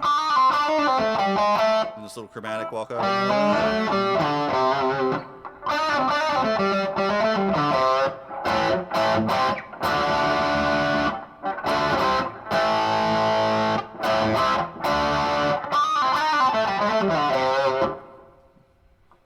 Bow down, bow.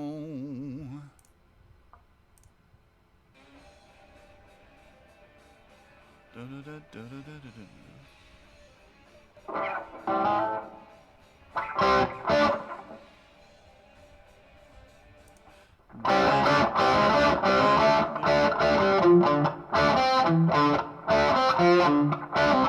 I don't want to finger that though.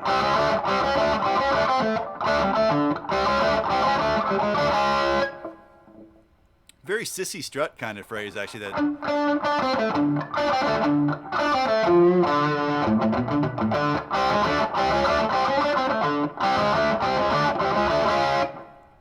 Da da da dum. Ba da ba da. Ba da da da da da da da da da dum.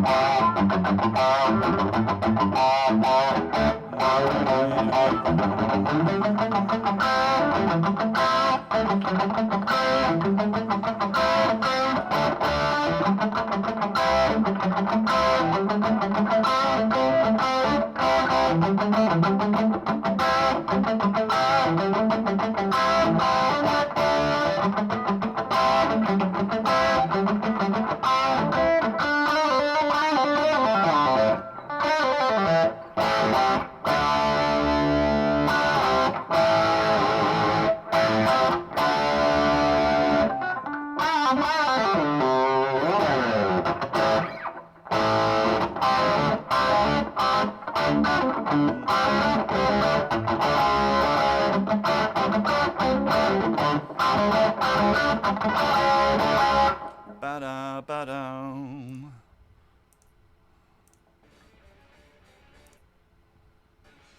Let's back it up a little.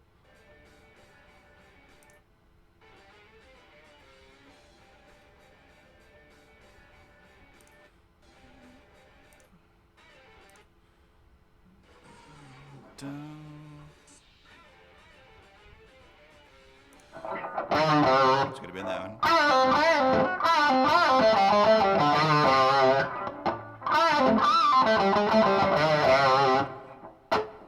Then let's get the transition in.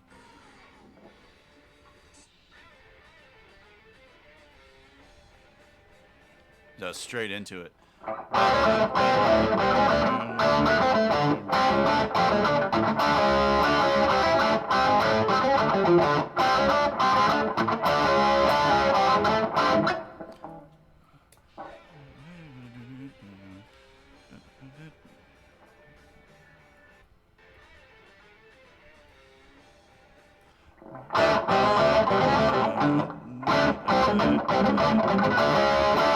Da da da da da da da da da dum. Da da da da da da ba da da da da do.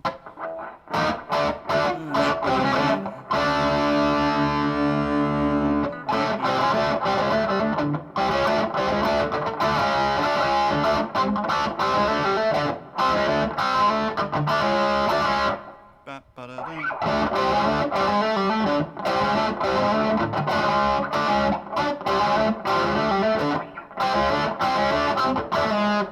Ba dum.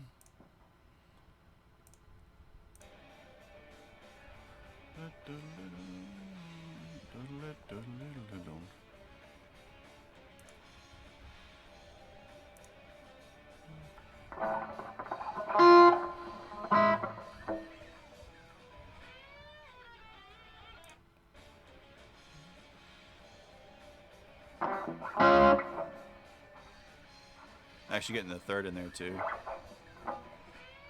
Alright, then it goes up a whole step. Alright, so let's see. Da da da da da da da da da da da.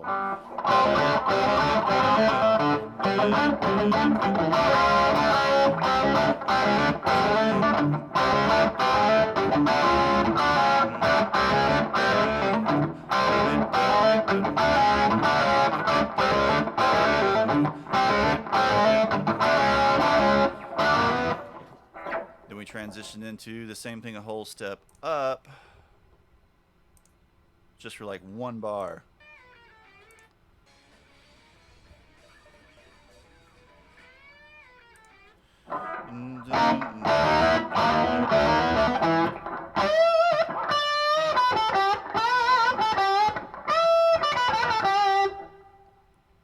Alright, then we get our lead.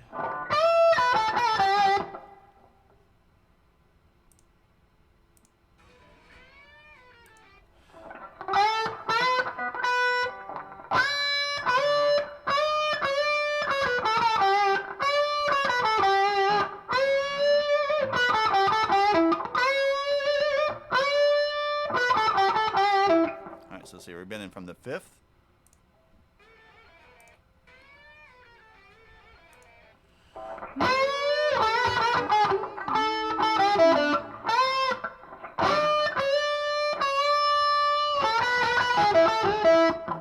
Alright, so we're up here in like the E minor blues scale kind of position now. Do do do do do do do do do do do do ba da da do ba da do da da do do da da do da do.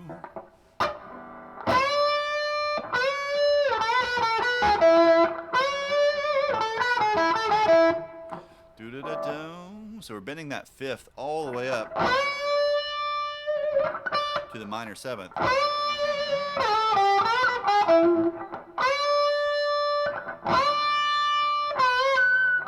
Probably up here. Probably here. Do do do da ba da do.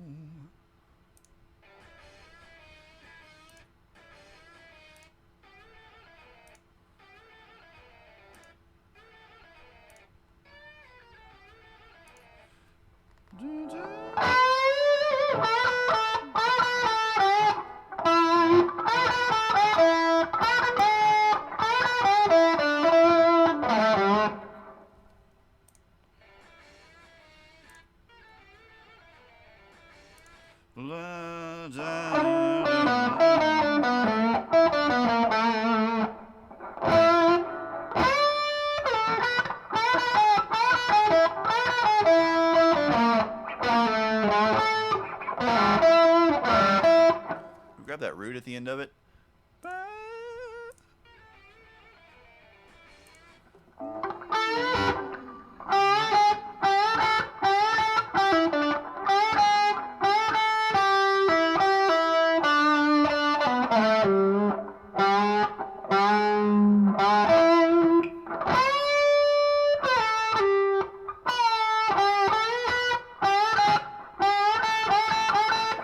So we're bending the third up. We'll slow that whole phrase down. Ba.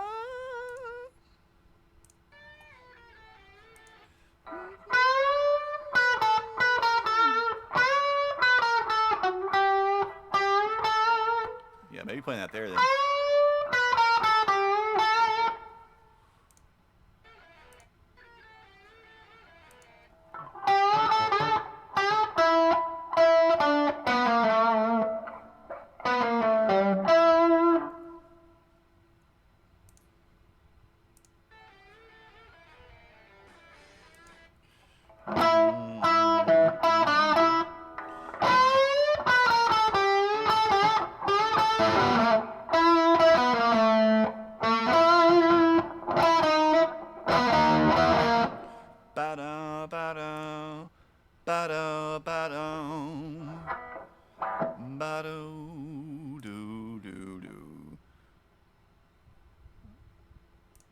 Alright, so I'm going to be starting up here, bending this up to the minor 7th, then coming down the blues scale, grabbing the minor 3rd, bending it up a whole step. So try to get that phrase smooth. Do do da do do do do do do do do.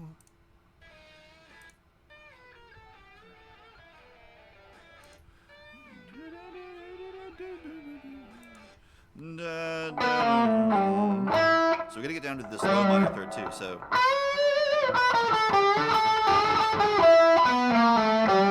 how do we want to finger those? Then we're gonna have that little half step hit again.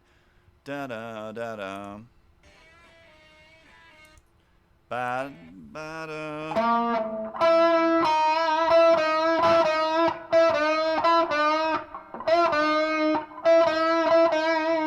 We're gonna finger that too. Da da da da da.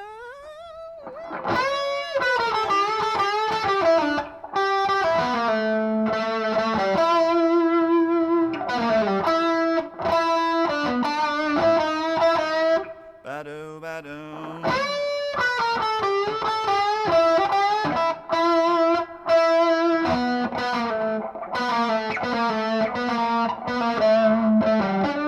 No, it's not a good fingering for it. We'll finger it up here.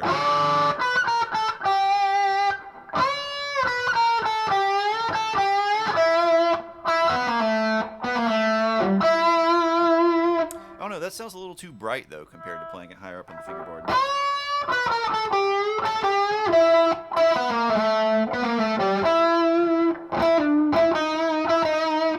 Bado, bado, bow, bow.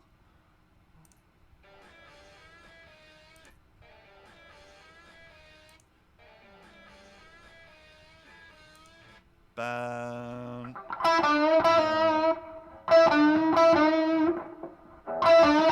So when we get back up here, we're only like, it sounds like we're only half bending that. Because this is like slightly nauseating kind of sound. Very unstable.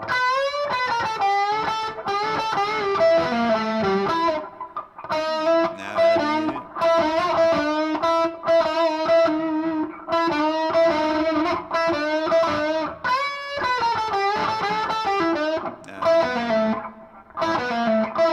gotta get that down.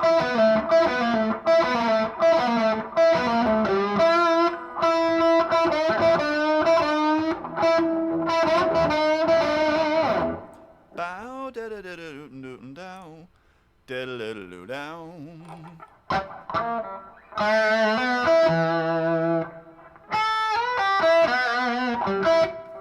Man, did everybody just die tonight?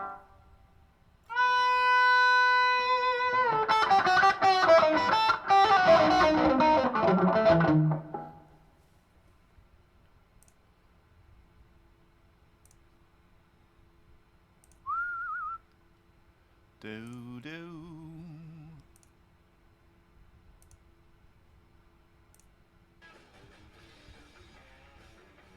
Then we're back to the intro riff. It sounds like so. Do do do do da do do do da.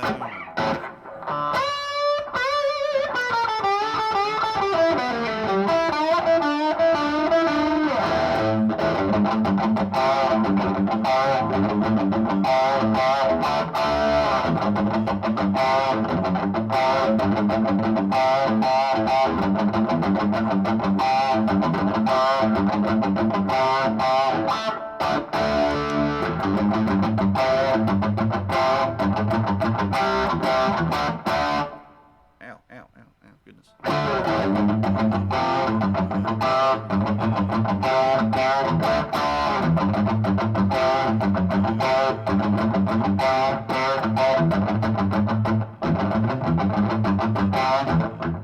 I think if we play that third one on the E string, it actually makes that transition smoother. So.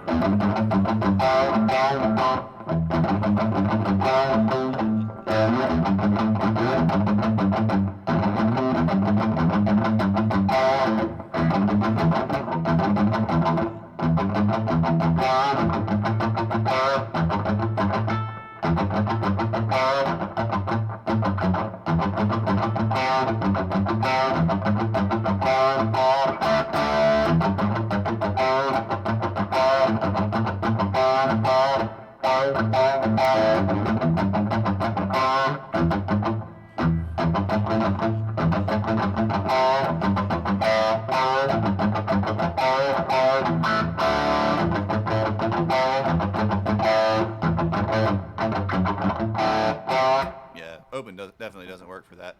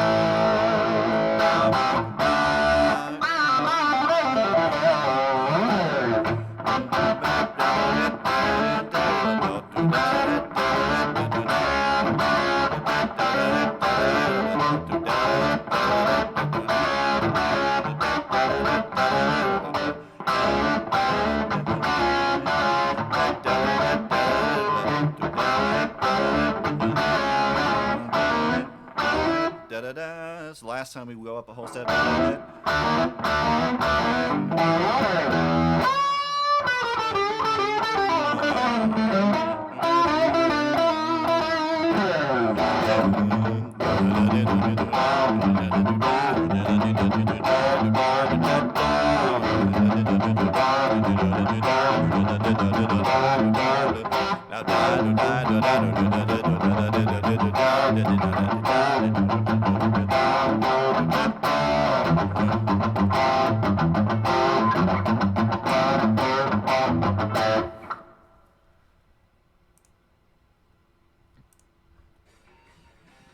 Alright, wait a minute, let's get it back up to full tempo to listen to it.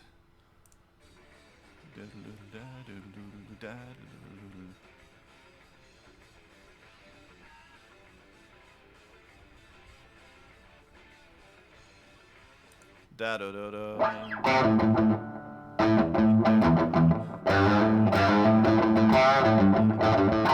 Try to get that pinch harmonic.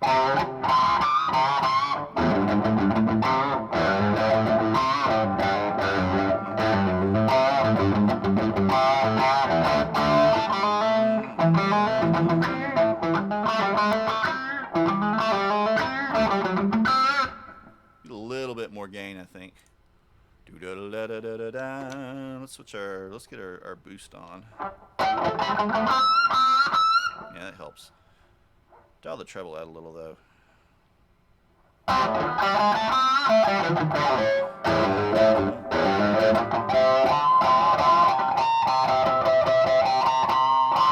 Probably right about there.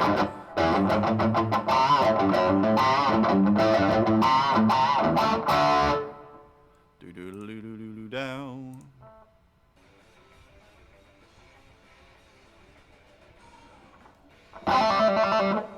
So that time it catches a little trill at the end of it.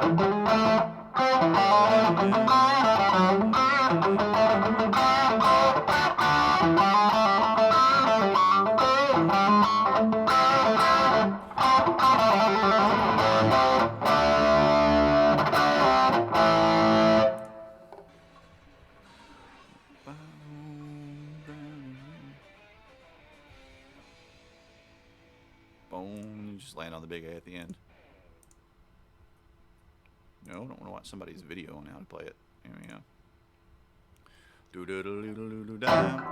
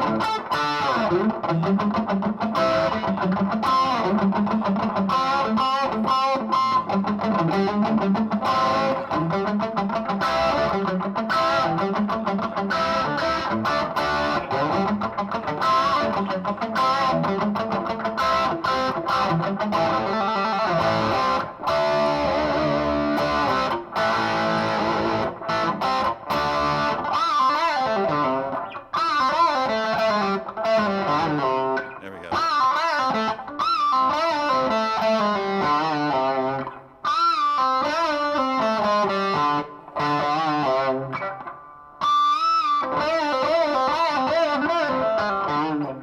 Gotta get that bend there, the next finger bend.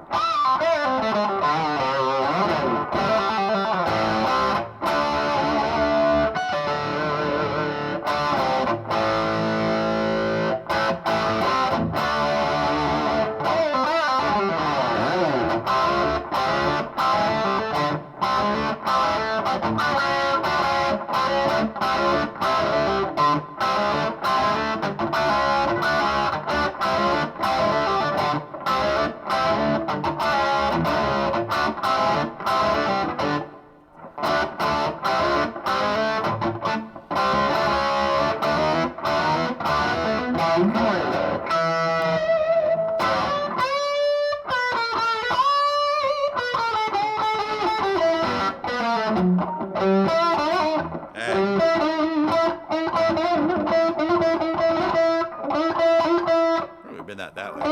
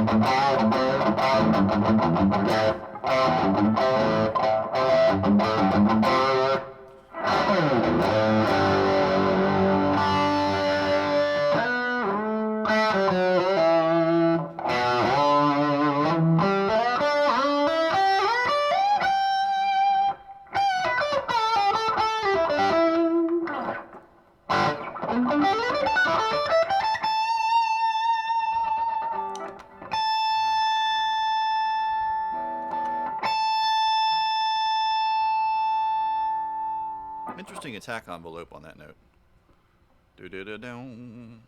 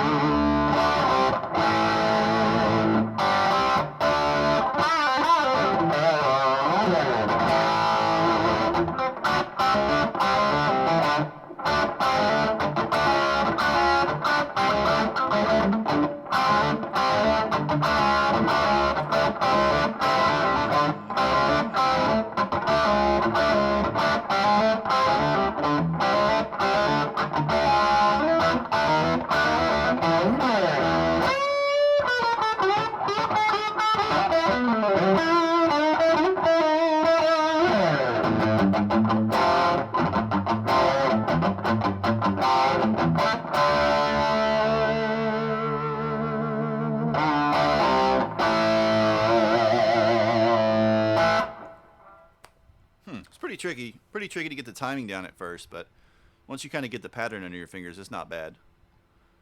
Not bad at all. Alright, let's see. What else could we do? So you turn that off.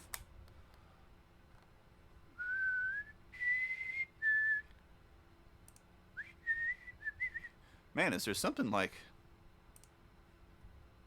Let me go check the news and see if something crazy is going on, because like this is the deadest stream in a while. We started off with like a bunch of people and then it all just like went rip.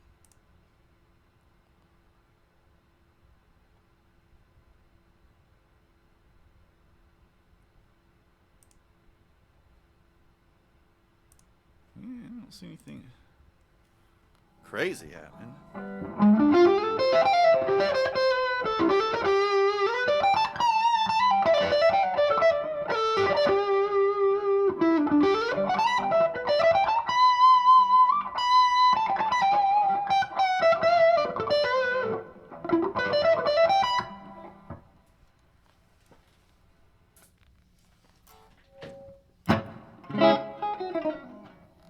Alright, well, let me go check something else out then. We'll do a different tune.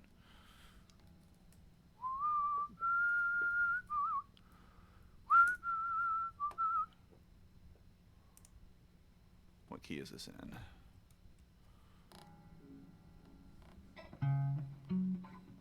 F sharp minor.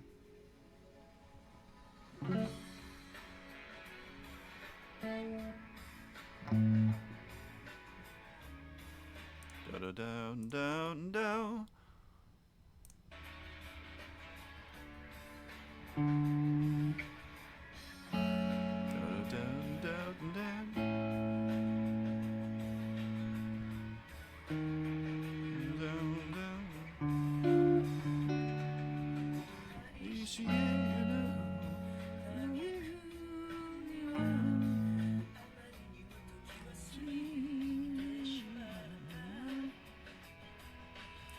Alright, so let's start working on that one then. Let me update the title.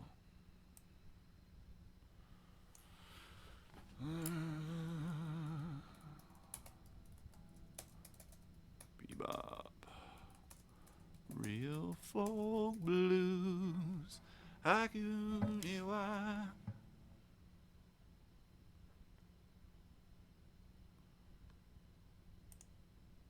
Alright, update that. Alright, and then we need kind of like a moderately overdriven tone.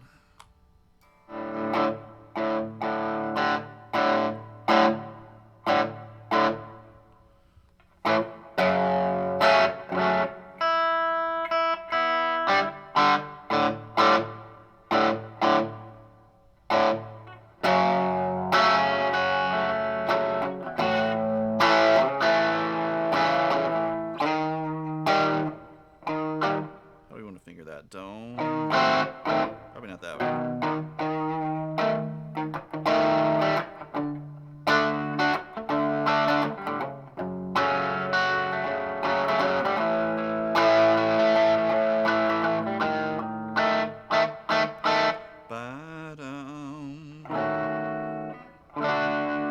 Yeah, probably that minor 7 flat 5.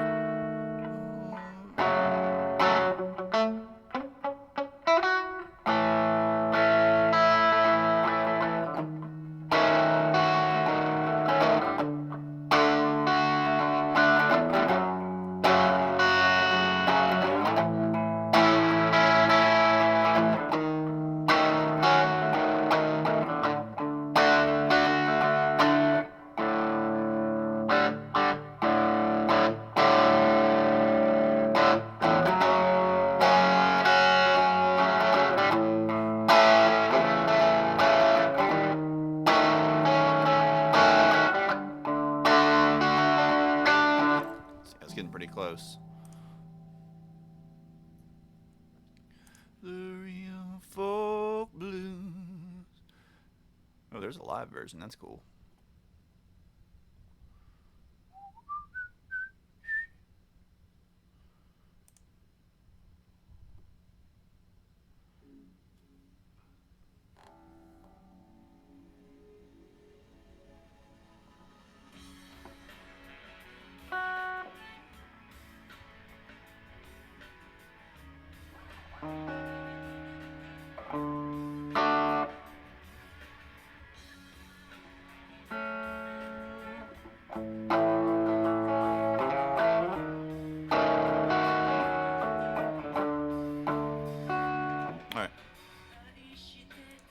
So our opening chords are an F sharp minor, to an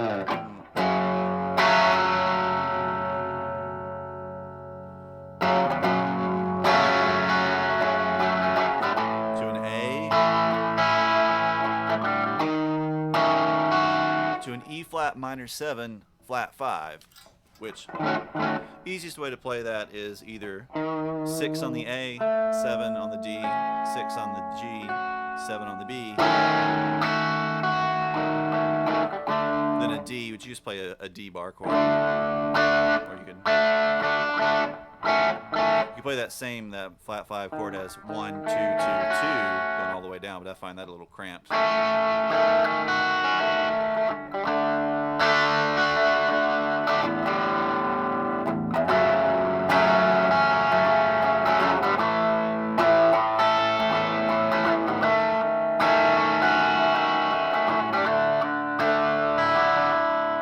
Yeah. Elliot Gould. Did Altman direct that? I believe that. I think that was Robert Altman, right?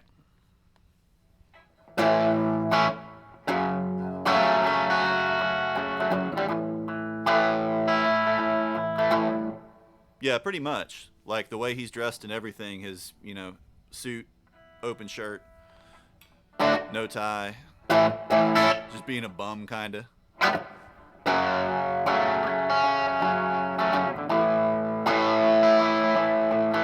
That was, who wrote the book? Was the book the same guy that wrote The Maltese Falcon?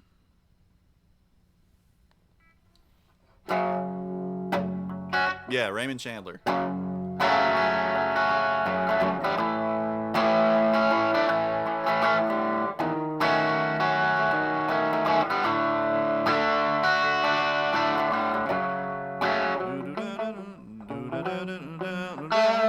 See if you can figure out the horn part.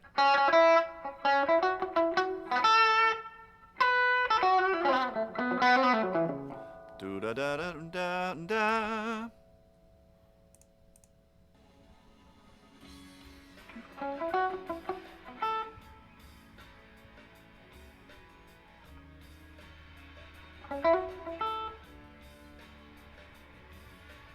So it's just that little pentatonic lick. Okay, that's not bad at all.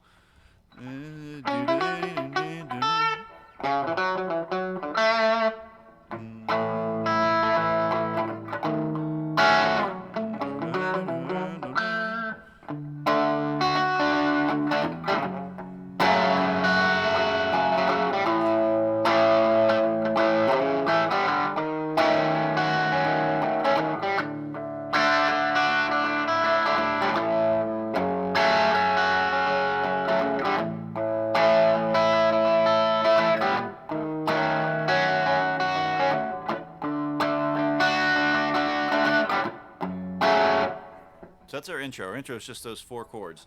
F sharp minor, A, E flat minor 7, flat 5, G, da da da da da.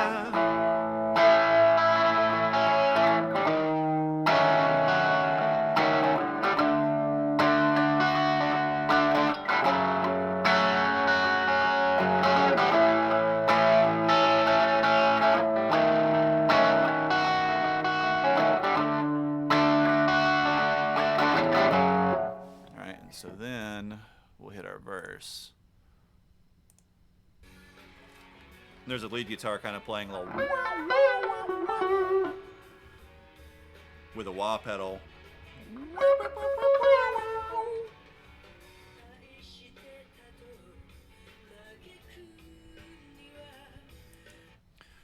All right, so then our rhythm guitar goes from F sharp minor to A, and we have these little pentatonic fills in between. Right,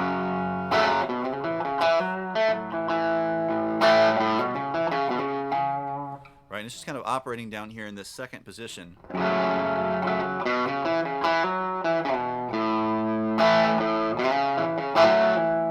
This is kind of common in sort of bluesy and R&B kind of things, where we take, like, say, a major chord and then slide up into this first inversion of it, because we're using like the A or the F sharp minor pentatonic or blues scales, which is the same as the A major. We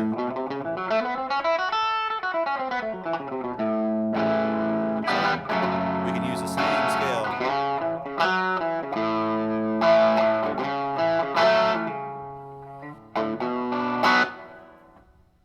Ba-doo.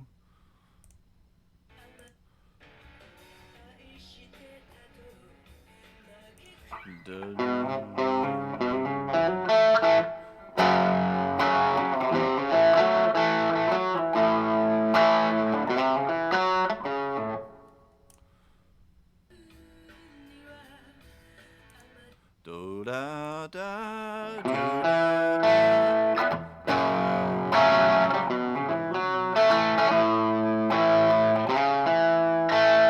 Just kind of adding these little fills to spice up the simple chords.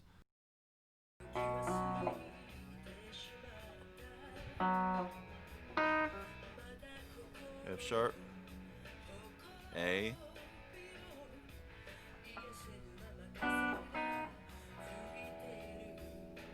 then B, and then back to F sharp minor. So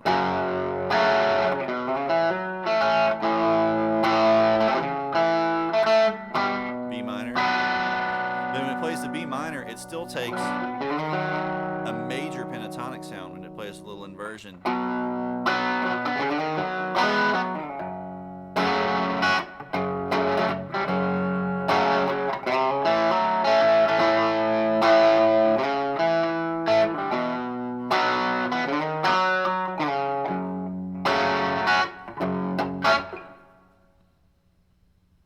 Ba-doo, ba-doom.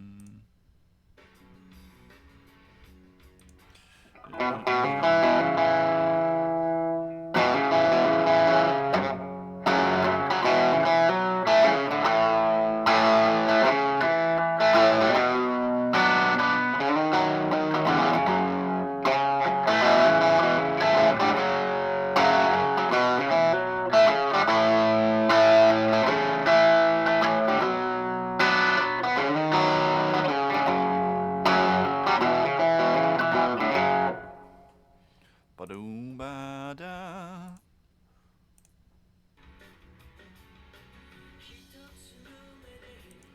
So that one winds up going all the way down the chord.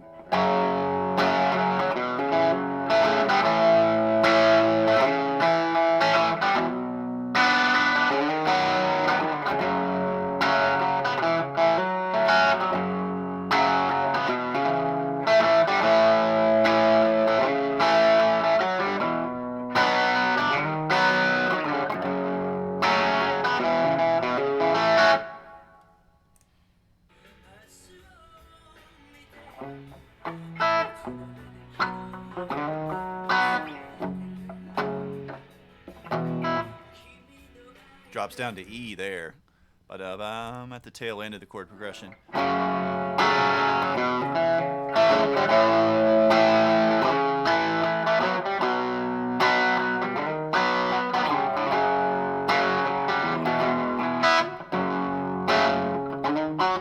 Wee baby, what is up? Thank you so much. Thank you so much for that resub.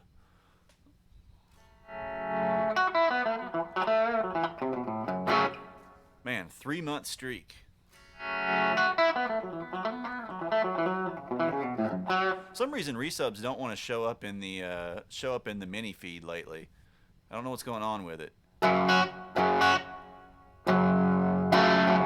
But certainly appreciate that. Appreciate you being here.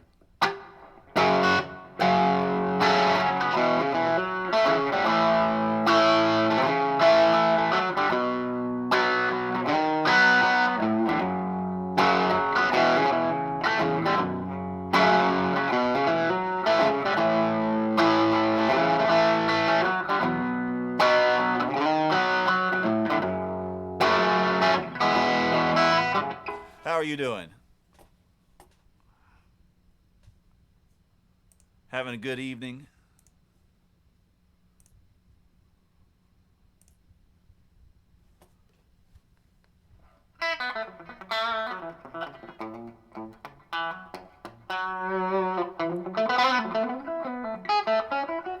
Yeah, we pretty much just chilling out too. We were really busy when we first started out. We had like 7 or 8 people in here, and then it just all of a sudden got like super quiet. It's just been mostly me and Ride hanging out.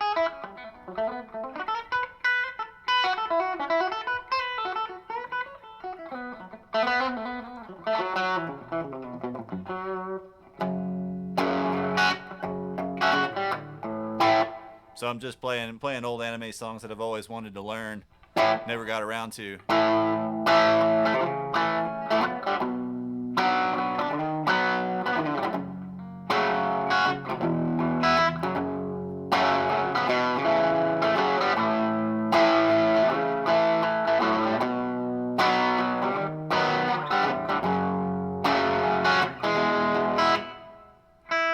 Yeah, it's a pretty cool little chord progression. It's, you know, much simpler than you kind of realize once you start getting into it.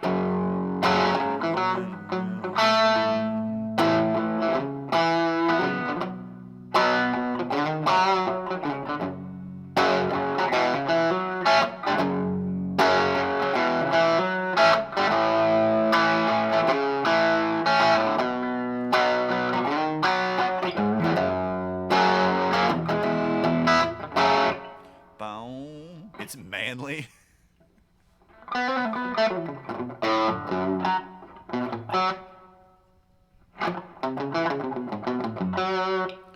Makes you want to smoke cigarettes and drink bourbon and get shot by a bail skipper.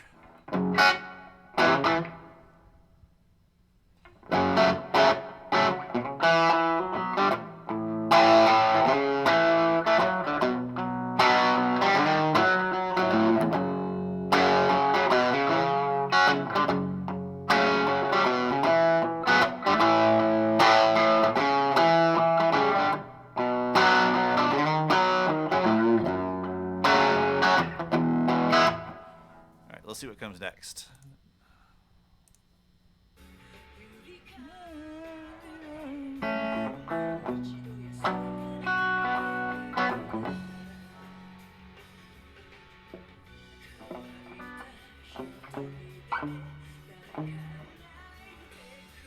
All right, so then we get da da da da, da da da da da. Get a B minor.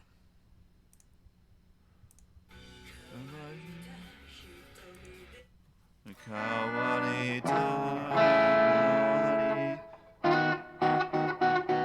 not quite that major sounding. So you have a B minor, then we have like a first inversion of the A major. Then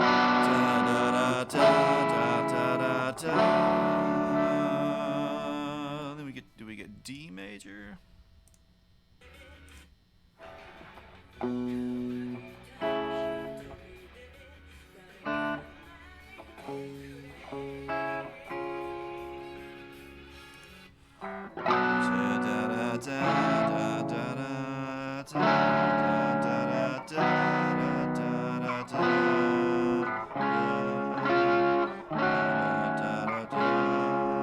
That's pretty close. So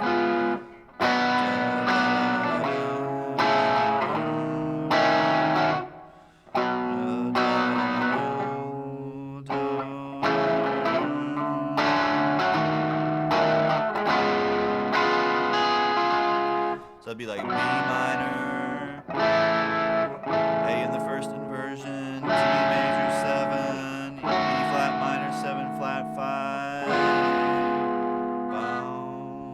down to a C sharp 7.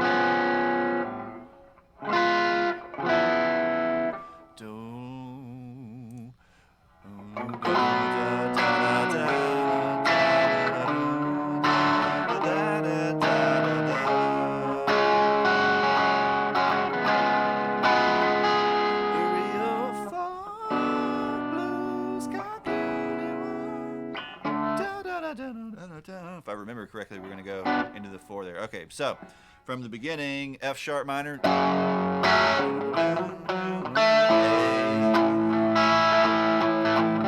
flat, minor 7 flat 5, D.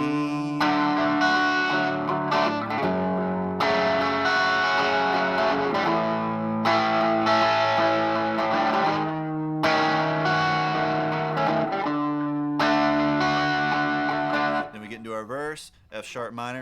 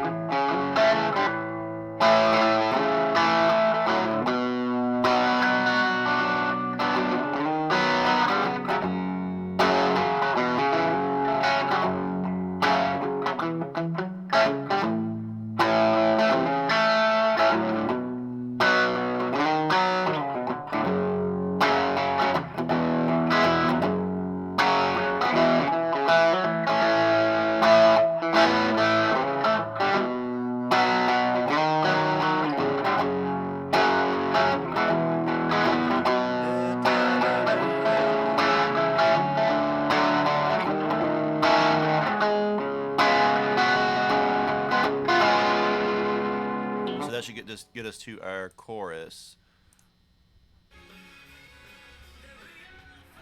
Okay,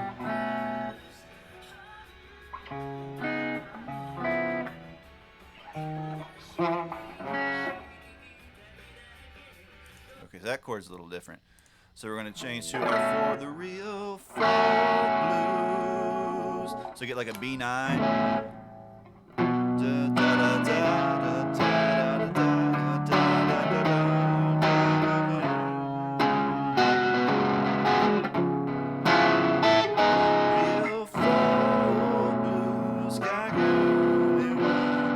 Then like a C sharp 7, C sharp 7, sharp 9.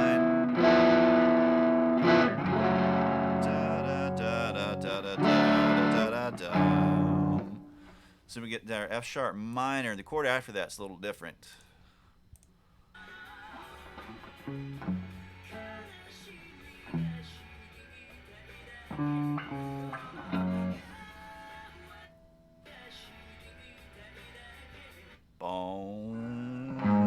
It's like a first inversion of the 2 chord or something.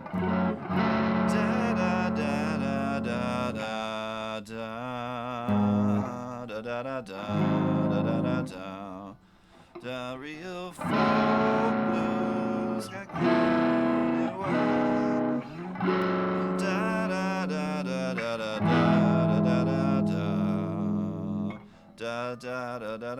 How are we going to play that with?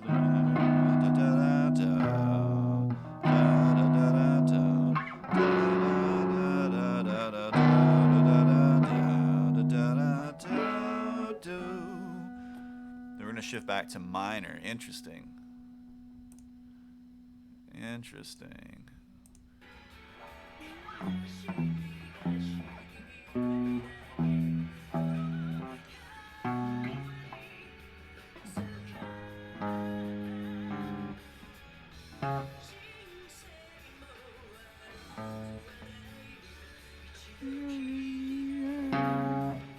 You get some interesting little key changes coming through there too. The real folk blues,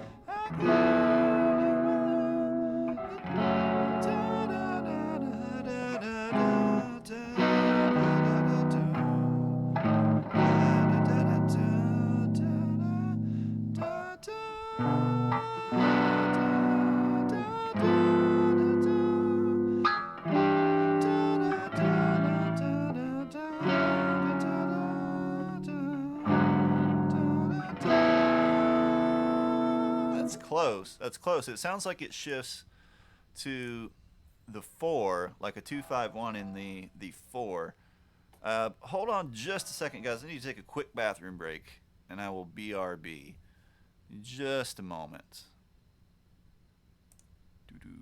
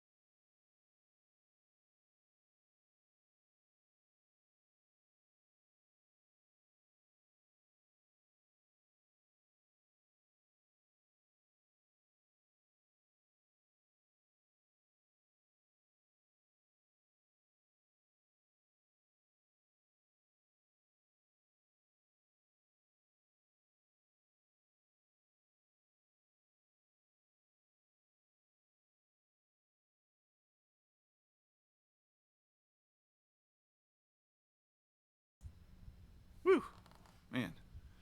Drank a cup of coffee and a whole bottle of water like within the 20 or 30 minutes before I started the stream. I was about to spring a leak, to put it politely. All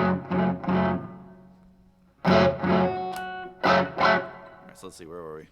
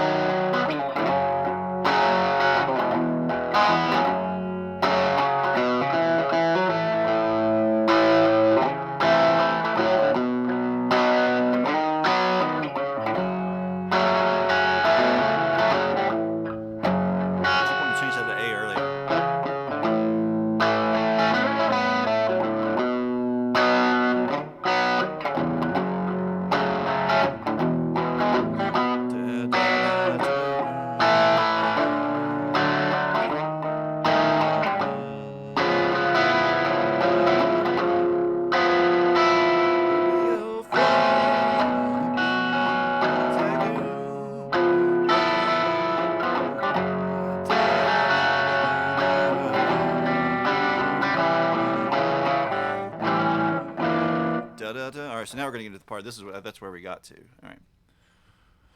The real folk blues gagoon. Da da da da da da da da da da.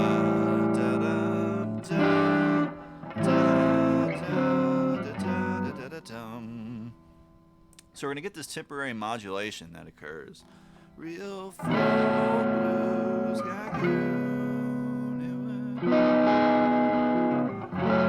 Da da da da da da da da da dum da da da da dum da da da da dum da da da da da da dum. Where did YouTube go? There it is.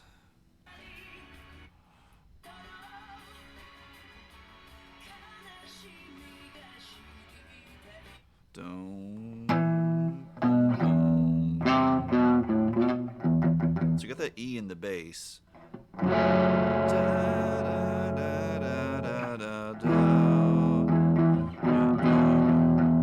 Don't think it's in the bass of that though. Da da da da da da da da da da da.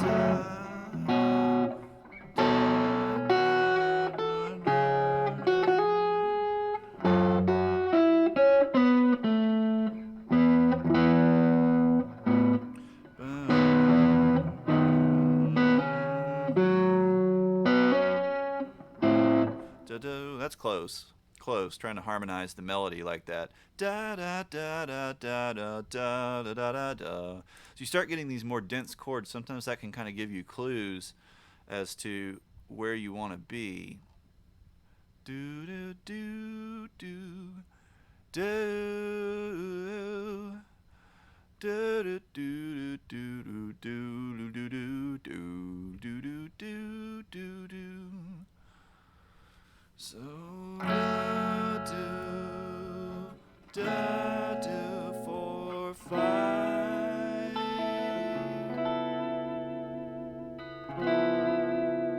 And then the 1 da da da da da da da da do da da da do. All right.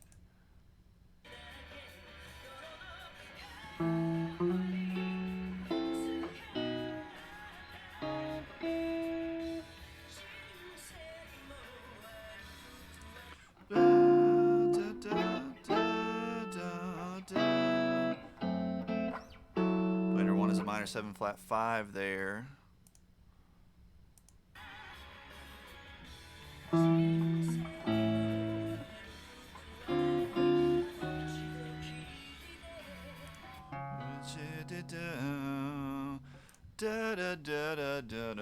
So let's see. The real folk blues are gone. Da da da da da da da da da da da da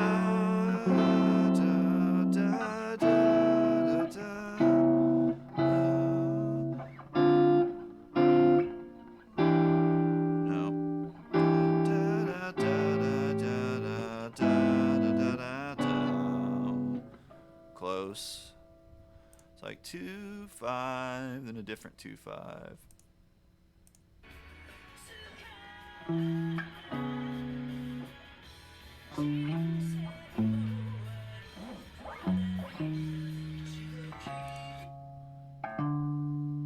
So it sounds like we shift back to that B. Okay, so we get back to the 4. Da da da da da da da da da.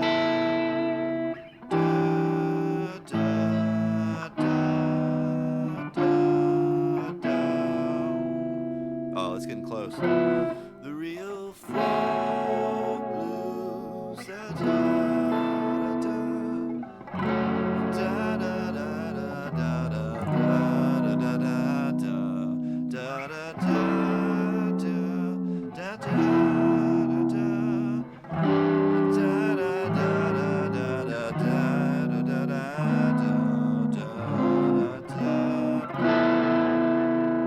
Is that 7 sharp 9 flat 13 voicing?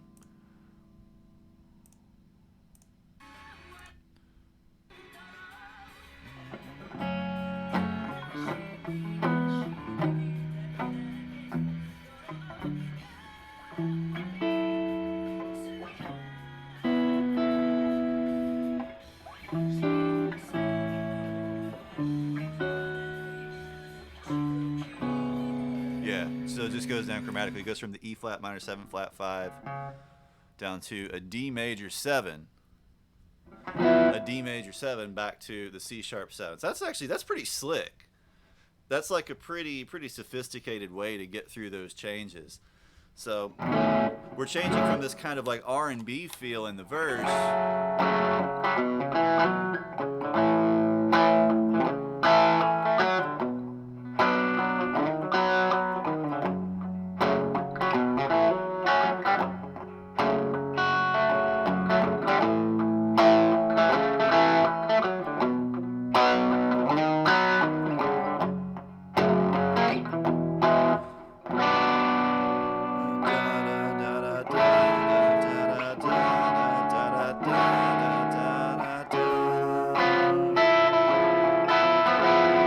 much jazzier feel in the chorus. The real folk blues, B9,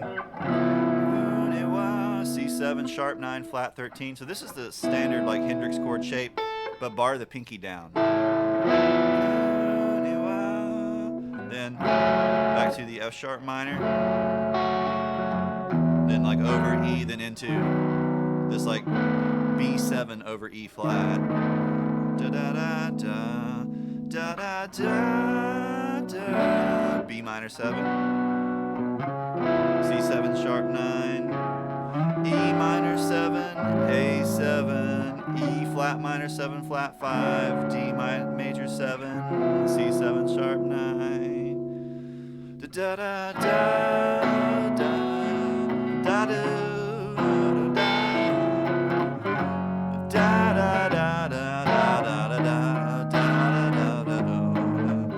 da da da.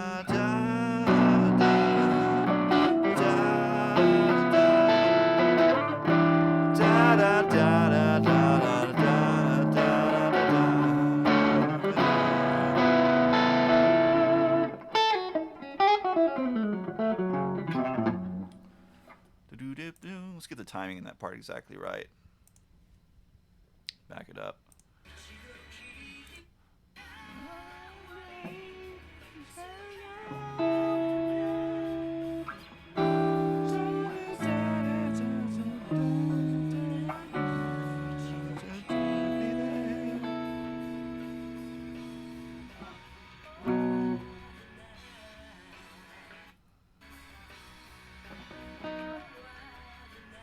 All right, and then we're straight into like a B major bar chord. Guitarists with chords named after them? Not many. Not many. You know, there are jazz guitarists in particular who have kind of like broad categories of chords named after them, like Frizzell chords and Ben Monder chords, stuff like that. But not just like a single type of chord. And then there are chords specifically named after like famous compositions in which they're used, like the Tristan chord and stuff like that from Tristan and Isolde.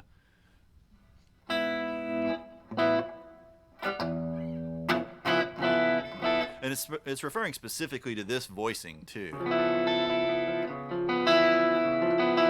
Because if we play like some different voicing of that chord, let's say this is a different voicing of the same chord. Doesn't give you the same vibe at all. This one is putting the sharp 9 in the bass and the major 3rd in the treble. You know, or like where we want to be. Doesn't give you the same vibe at all. It's specifically this, because he used it all over the freaking place.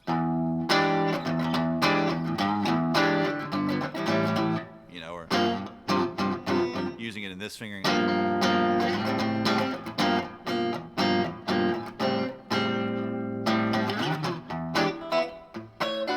But I mean, he got it from the Isleys and playing like the early funkin' R&B stuff with them.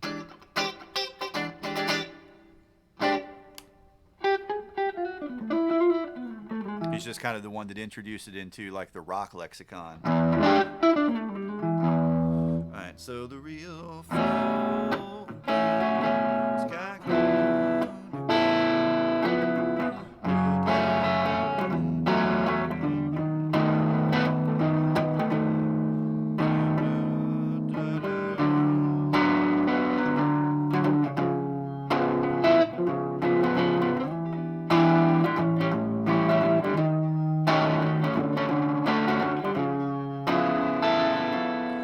voicing a B minor too when it shifts from like the B7 in the first inversion, the B7 over D sharp. Probably when it changes to the B minor, it probably just does it that way, so we get this sort of chromatic movement. Sort of a neat thing that's happening throughout this is the voice leading throughout the bass of the chords. You know, down, down, down.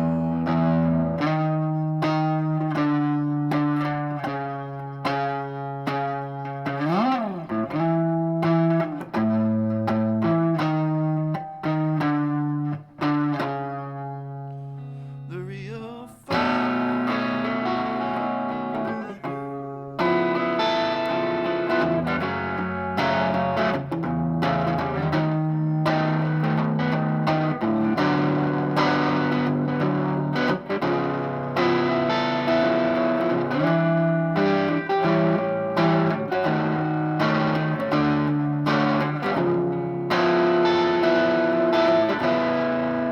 Then we switch to big B bar chord with a major third. Then up to C sharp bar chord, same with the major third, and then we're back into like our intro.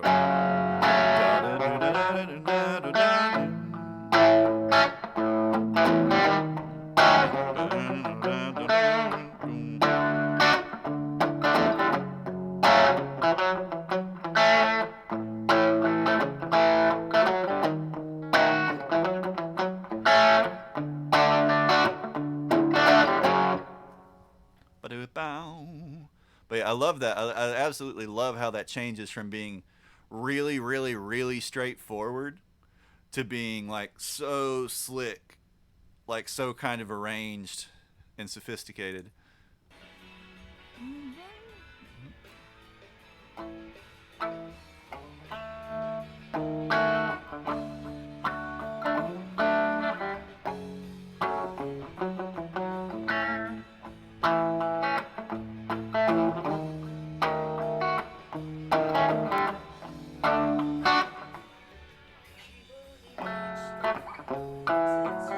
Back to this.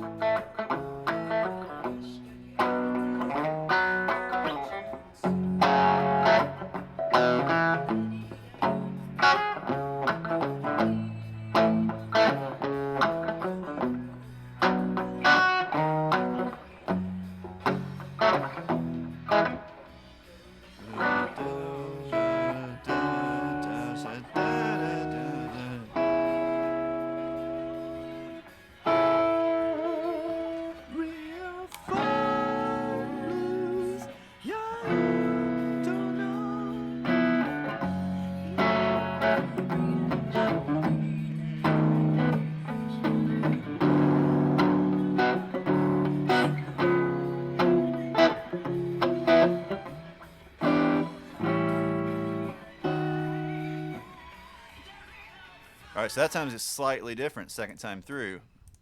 Do do do do do, ba do do do.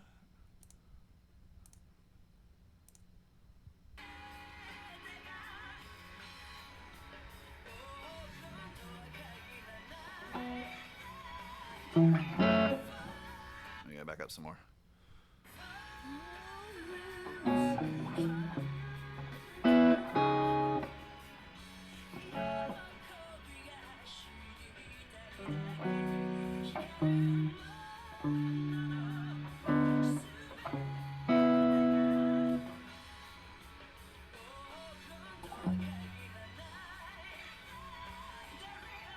So that second time through, it basically just goes back to the F sharp minor and stays on it, kind of jams on it for a second. So the real folk blues, hounds of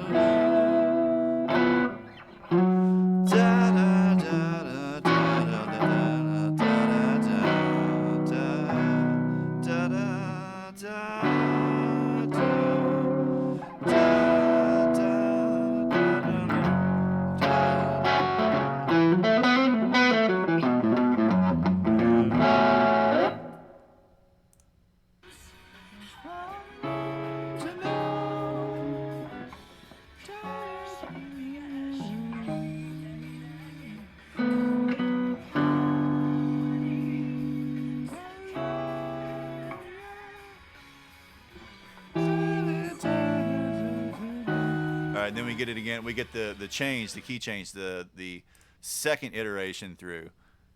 Fred Zeppelin, what's up? How are you?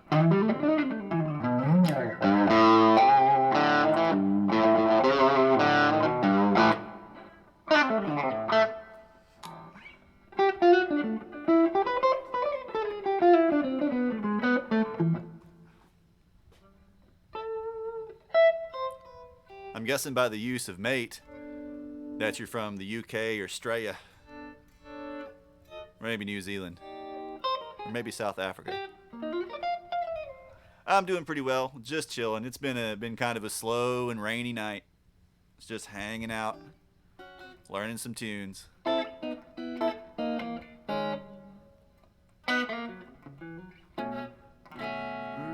folk blues, hard to know. Canuck. Well, you used to be British.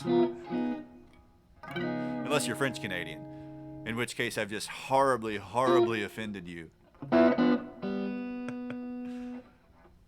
You playing along on harp or harmonica harp?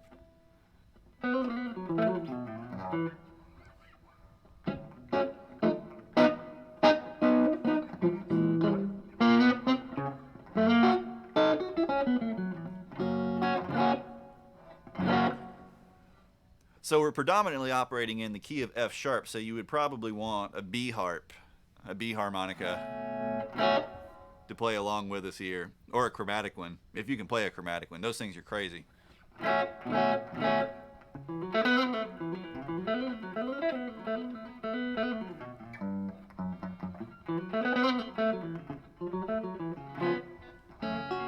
We're actually kind of shifting back and forth, though, between F sharp minor and A major, and then when we get to the chorus, the chorus, we change more to like an F sharp blues. So might be kind of tricky to make any single harp work perfectly for it.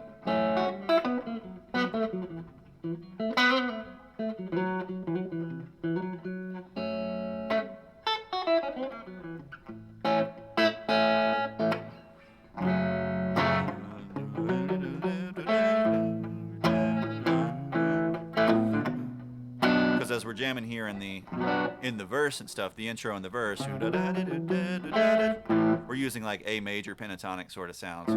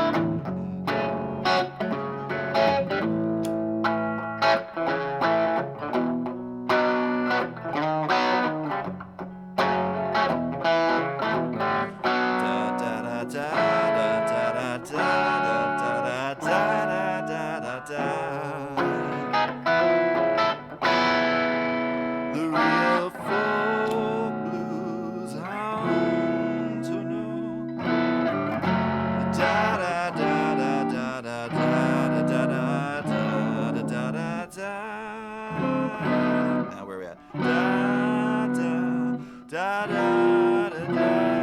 There we go.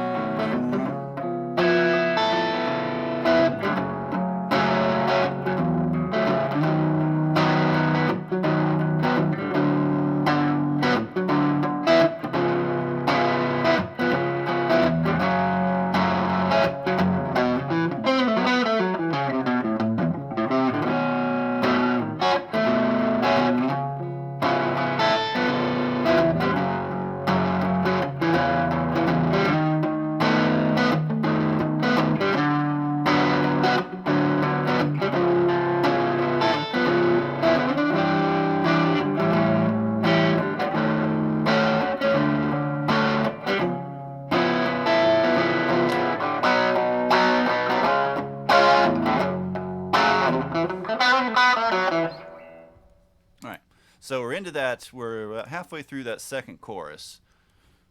Let's see where we're at. B, C sharp, C sharp. All right, so we just hit the F sharp and we kind of let it ring out there as we come out of that.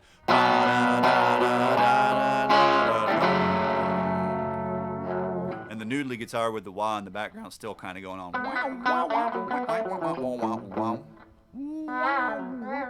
Use my tone control to fake it. All right. So second chorus, gosh, my nose is itching. Second chorus is a little bit extended compared to the first chorus. The second chorus is starting off with that B9, the real folk blues. C7 sharp 9, flat 13.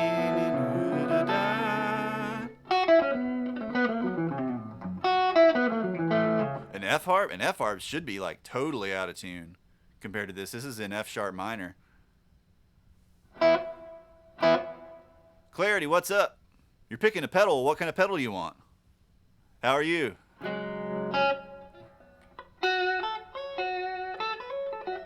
You pick a pedal, you got to tell me what kind of thing you want me to pick or you want me to play. Right now we're just using reverb and overdrive.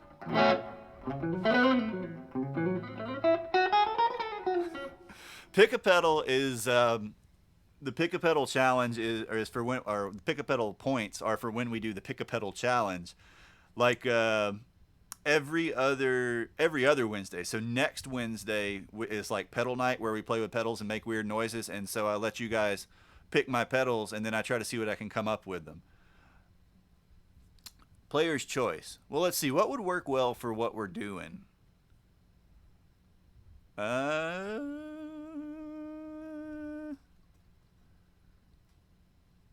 Let's see. Let me throw it out there to you guys. What kind of pedal should I use? Chat. Let me know. I've got, some variation of just about everything. Why don't you? God, doesn't want to allow anything. A big muff and a flanger. I'll get my muff style pedal, though this preamp gets weird with it.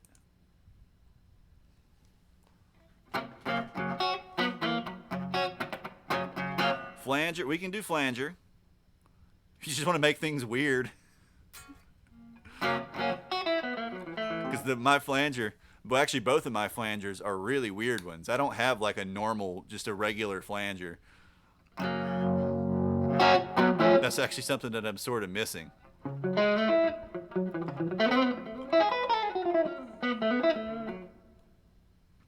All right, so as far as flanger goes, weird flanger or really weird flanger? Like so weird I can barely use it correctly flanger. This song calls for glitch pedals. Oh, Lord. Break out the Possess, that pedal that just does random glitches so it makes it sound like a skipping CD. All right, give me a second. Let me go dig them out. Oh, they're in the pedal case over here.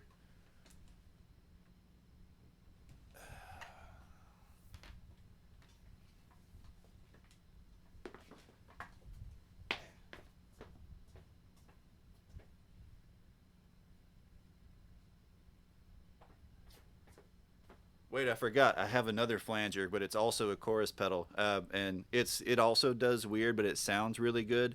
So, do we want the really good sounding flanger that can get weird, the weird sounding flanger, or just the absolutely completely bizarre, not necessarily all that good sounding because it's way too weird and hard to control flanger? I always forget that the Moog Clusterflex is a flanger too, because I usually use it for chorus. I'll go dig the muff pedal out while I'm waiting.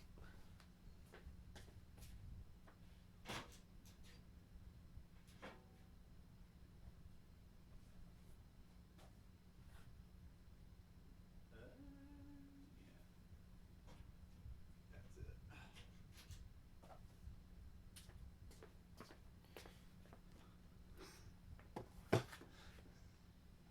The nice mix of good and weird. As opposed, so the really really really weird one um, is so complicated that like the same knob settings produce different results depending on the order in which you turn the knobs. So even if you find a cool sound, if you change and then change back, it won't sound the same because of the way the circuit flows. It's absurdly complex, and it's hilarious because you'll sit here and you'll make settings, like people who own them make big charts of settings that sound good, but then you also have to document the order in which you turn the knobs to get to those settings to recreate them properly.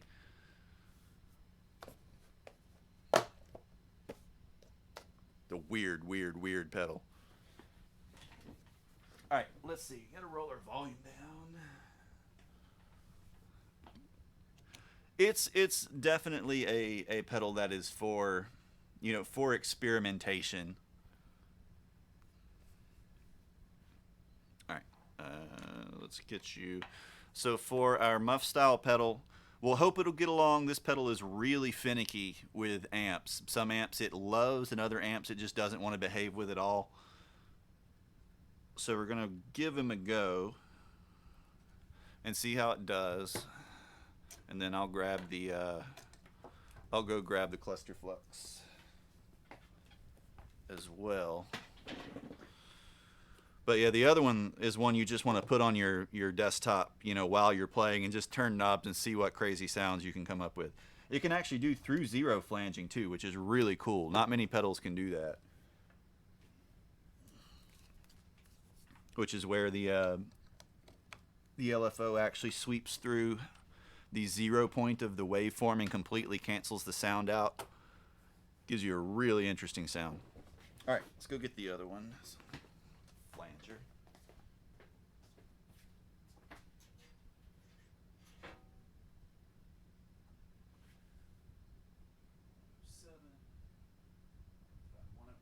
There you are.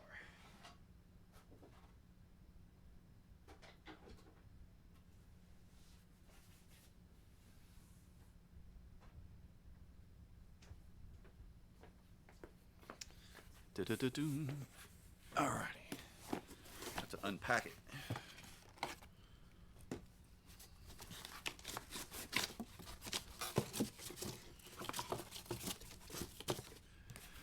The oh so pedal board friendly gigantic Moog pedal.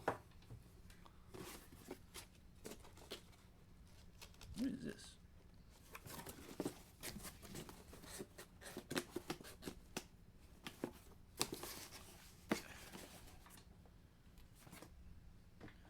I was very, very fortunate to be able to buy this pedal at cost through the music store that I worked with.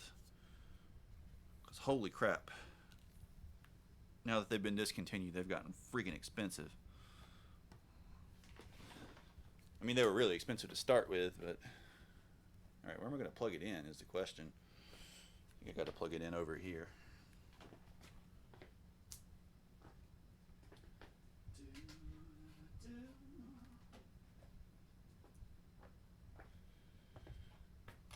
Yeah, I think that'll reach. Then we need a patch cable. We'll see if these guys are gonna behave.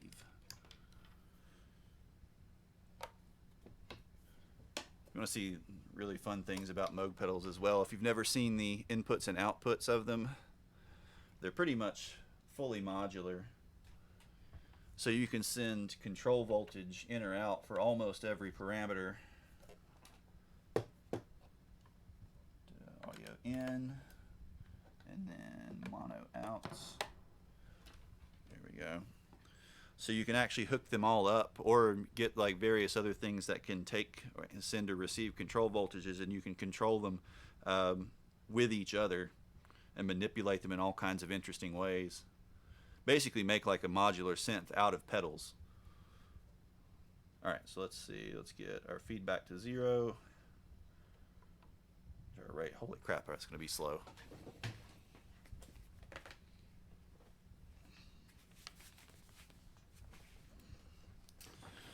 All right, you guys asked for it. Let's see what it does.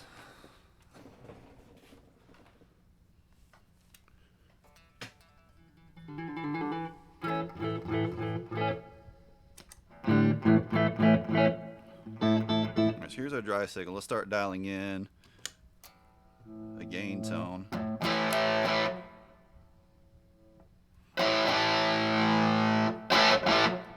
Man, that's bright. Brighter than I would prefer it to be.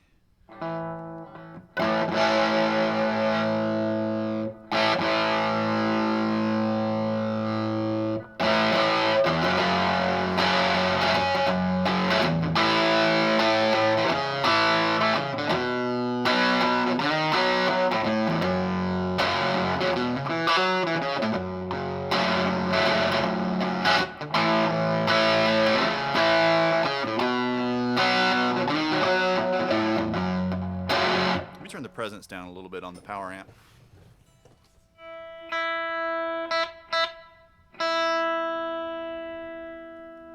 There we go. Just soften it up a hair. Itchy nose. All right, so now let's dial in our flanger. Oh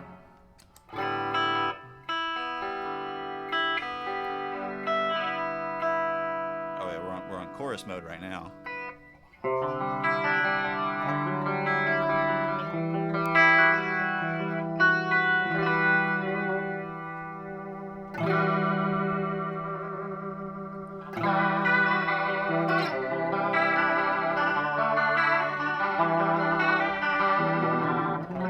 That's a ridiculously good sounding pedal. Oh my gosh. All right, so let's get into flanger now. So where's their switch? Okay. All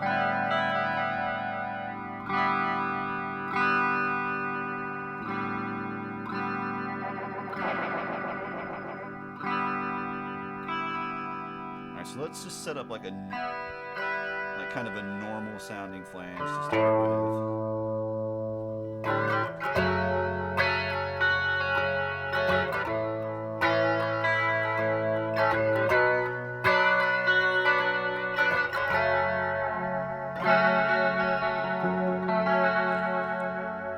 So the longer we get our delay time, the less like jet planey our flanger is going to sound, the closer to a chorus it's going to start to sound. So flanger as a rule, like with time-based pedals, a flanger as a rule is going to be on the shorter side. It's going to be, you know, like 6 to about 10 to 12 milliseconds. Chorus is going to be anything past that. Once you get below that 6, we start to get more into like comb filtering type effects, which are closely related to flanging. Mel, who's Mel? Welcome back to the stream, Jake. How are you? Alright,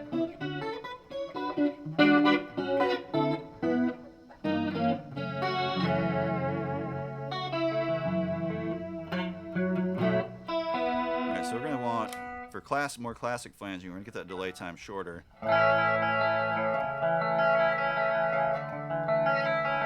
Where does it say my name is Mel?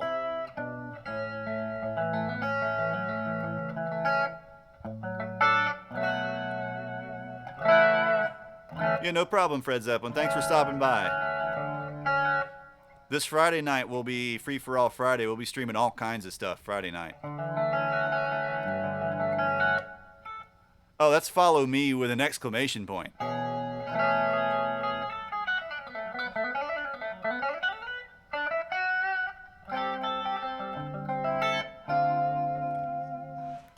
No, my name is Joseph. Alright,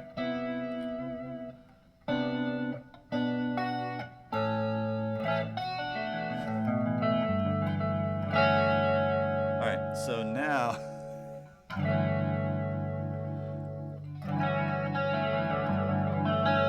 start dialing in a little more depth.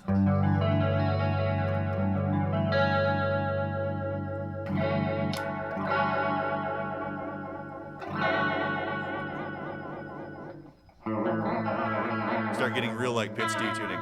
As long as you're hanging out and having fun, you can call me Mel.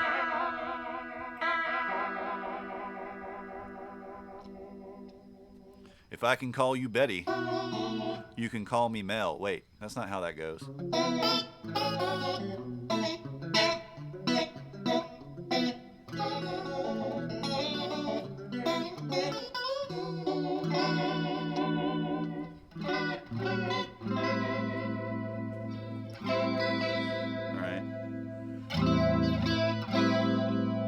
being kind of a slow sweep. Let's bring the mix up a little. Just want to get a really classic kind of sound and start to add a little feedback. We can add positive or negative regeneration, which will start to kind of increase the sharpness of the sweep. And if we get past a certain point, it'll start to cause it to oscillate.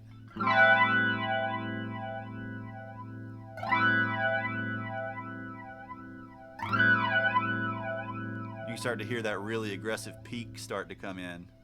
Oh,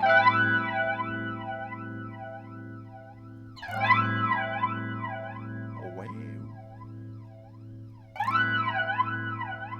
If we go to negative feedback,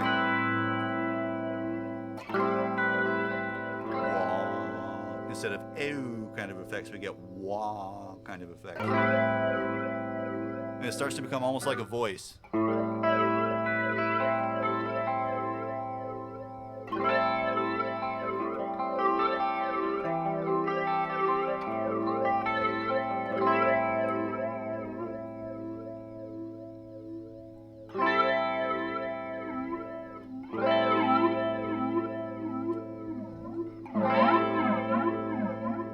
As we increase the delay time, we get more depth out of that.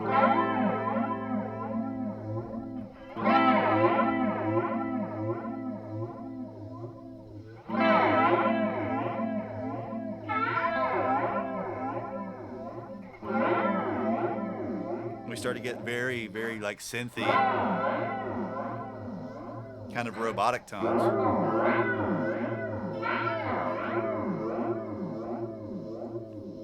All right, so that's just using a sine wave. If we change to different waveforms, so here's like a sawtooth wave, or a square wave.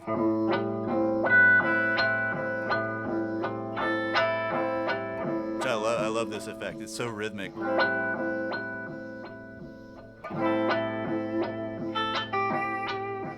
Hooded Suns, thank you for following. Welcome to the stream.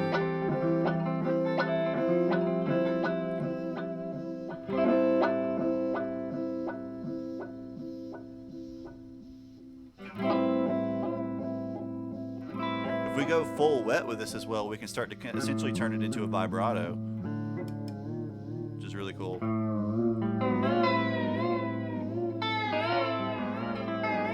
Get really, really, really seasick with the controls that deep.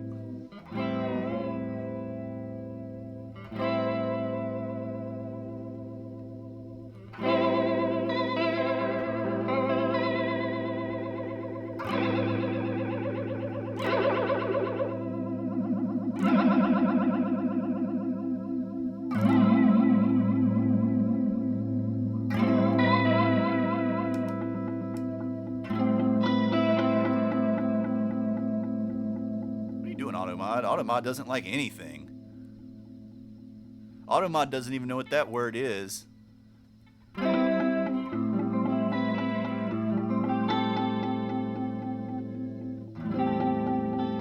so this is a downward sawtooth, or ramp. Some people call it a ramp wave. And then this is a upwards ramp.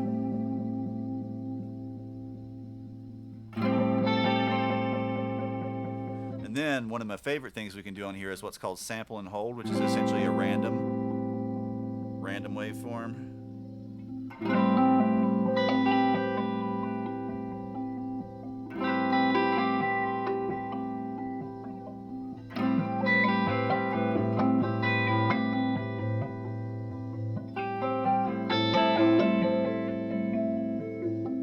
All right, so let's try it with, let's add our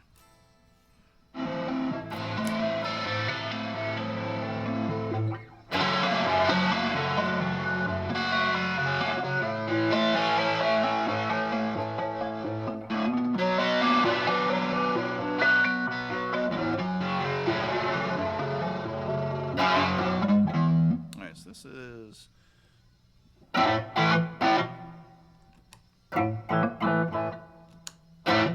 thing actually isn't driving the front end very hard.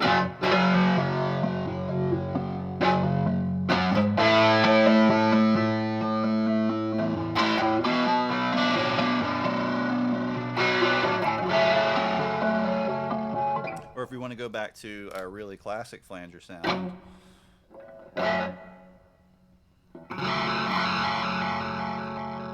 slow our rate down some, go back to sine wave, set our time low, give ourselves a little bit of feedback.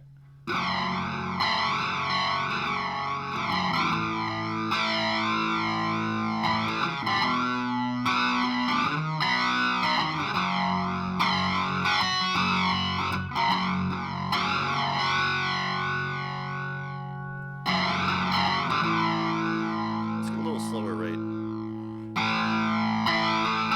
Say 1 and 2 and 3 and 4 and 1 and 2 and 3 and 4 and tapping the tempo in.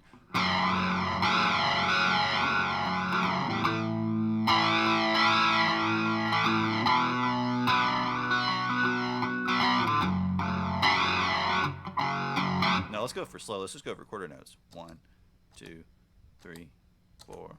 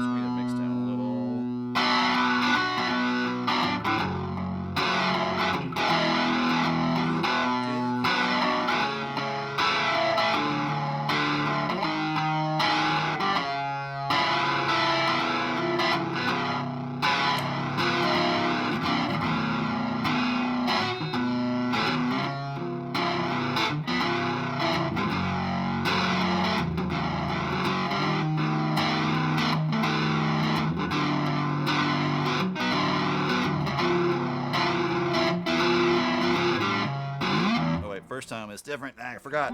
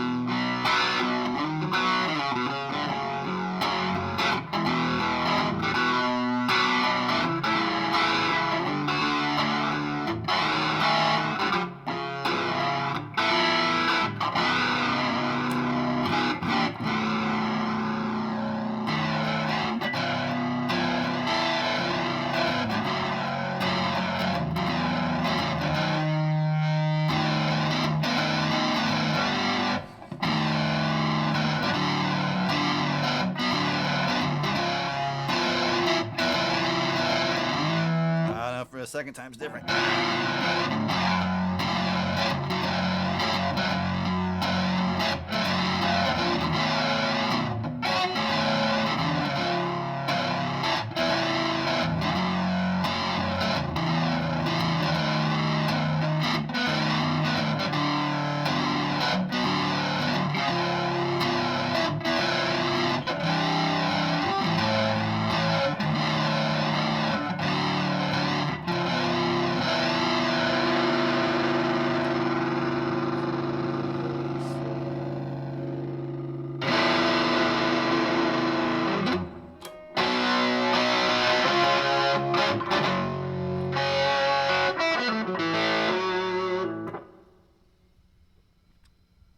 A little off.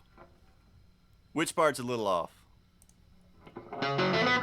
literally learning it right as we're speaking, so I'm still kind of working out all the chords. But we're intentionally using really goofy sounds because these goobers decided to pick goofy pedals to play it with.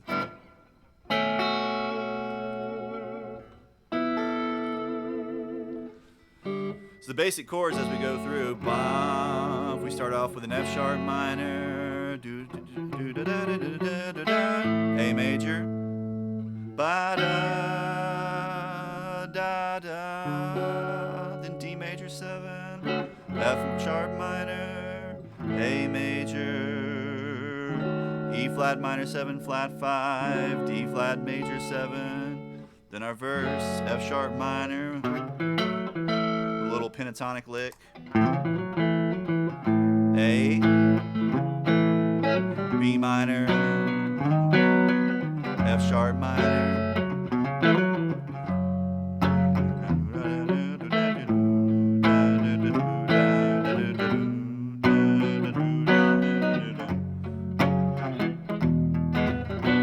da da da da da da da da da da da da.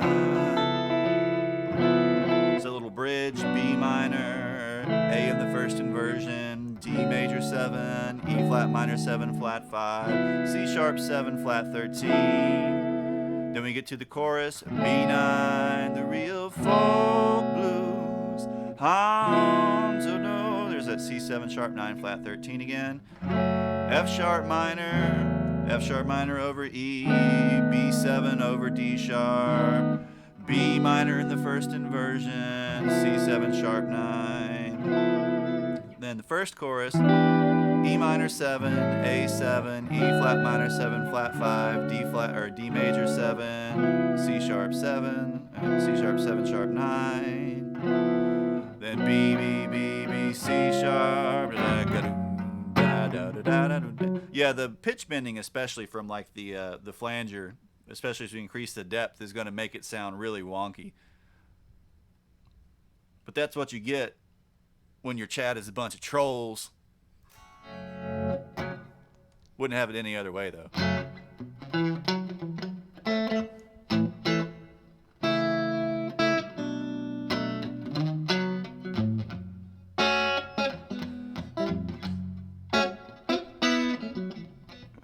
Every time I'm like, hey, you guys pick something.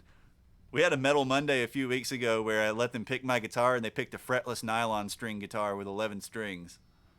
So suddenly I'm playing Metallica on an 11-string guitar oud hybrid, which, don't get me wrong, was pretty cool, but it was really weird.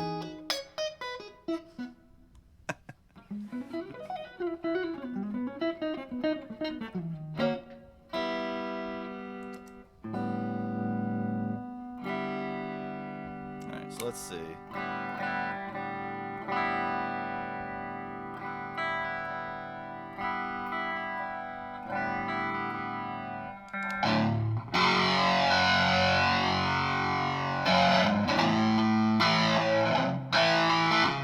So which part we're at to? I think we were just getting to just after the second chorus.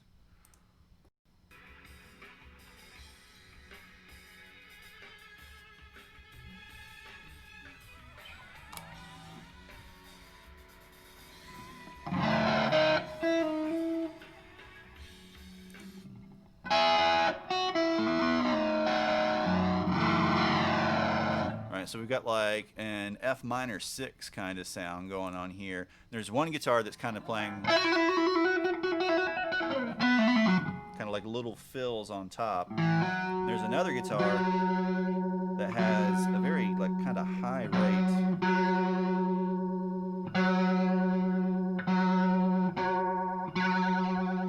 Little effect on it. This is getting, that actually is really psychedelic sounding. Hold on.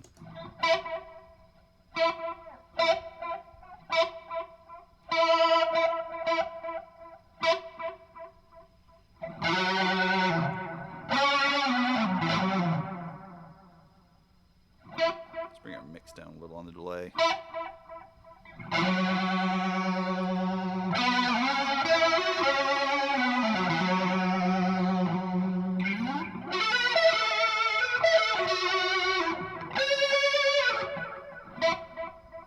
Starting to get pretty trippy.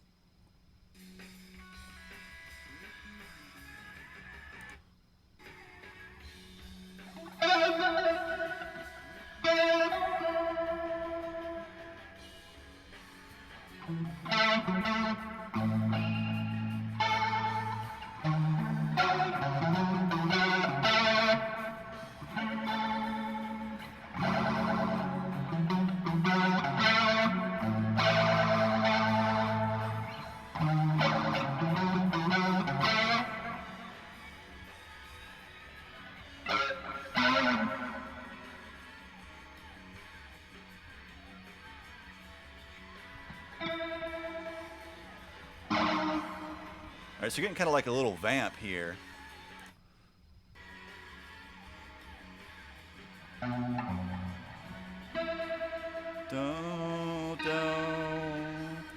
So we've just got sort of like an F-sharp groove going on here. And everybody's sort of building up and kind of jamming with a kind of free feel on top of it. The guitar, the sort of rhythm guitar, let's bring that level down a little bit,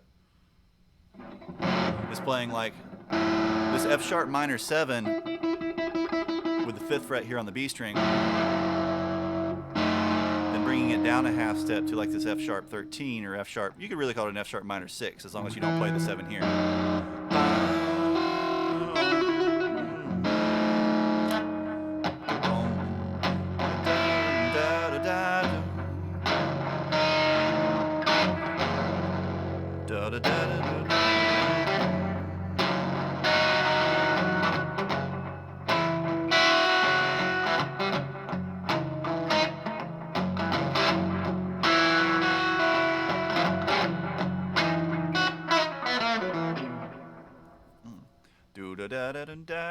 And the horn's just kind of hitting that intro riff.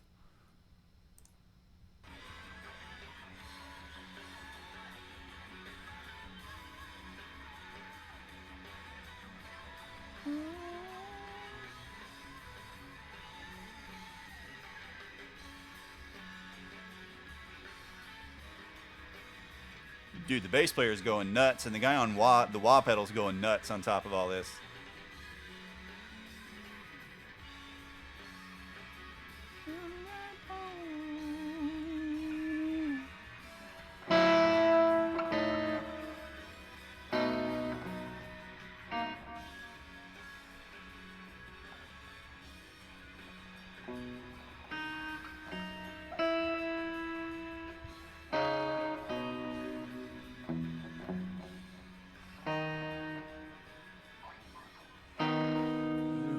So it just goes out like the last about 2.5 minutes is actually just that little vamp with everybody kind of going crazy. Everybody just sort of wailing on top of.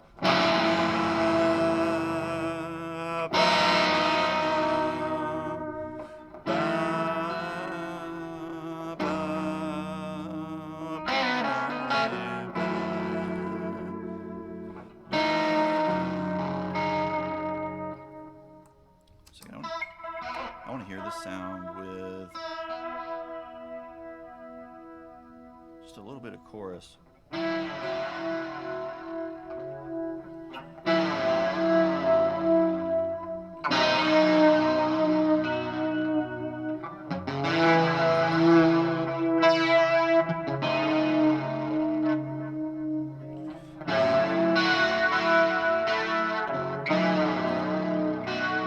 That's very Pink Floyd-ish.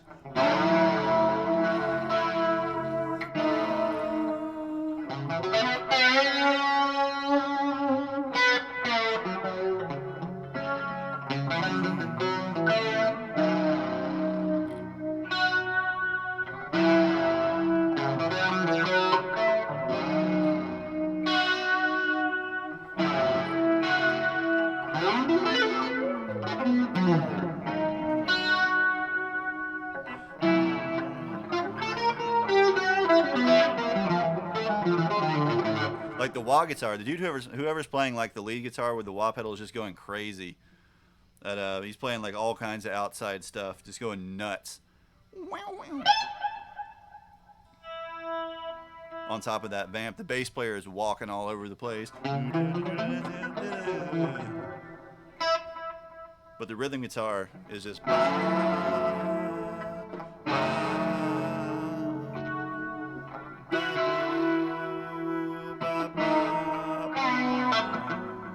He's got a couple little fills like that.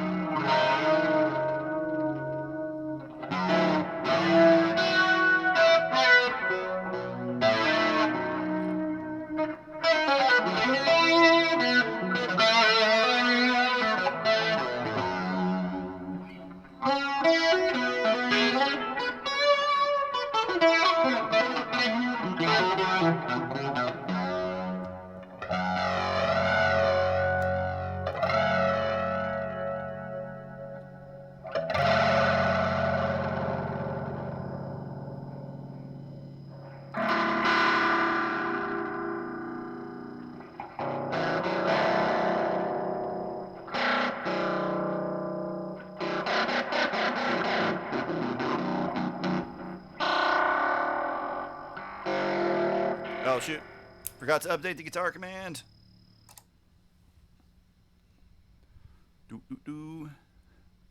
Yep, edit command. That's what we were playing earlier.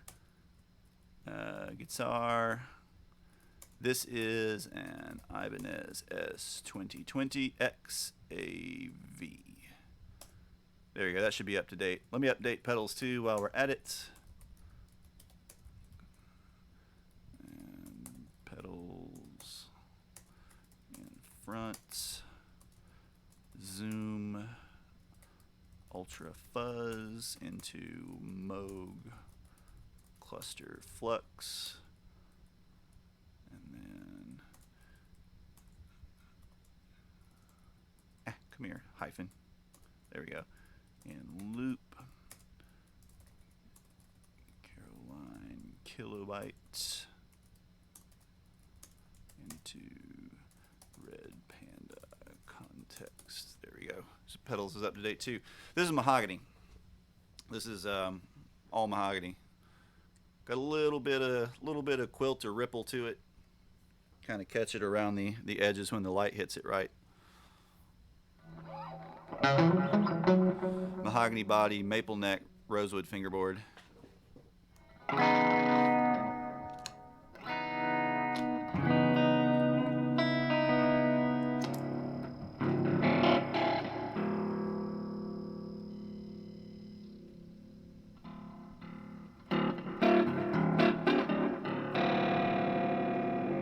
Some fake ring mod tones going on.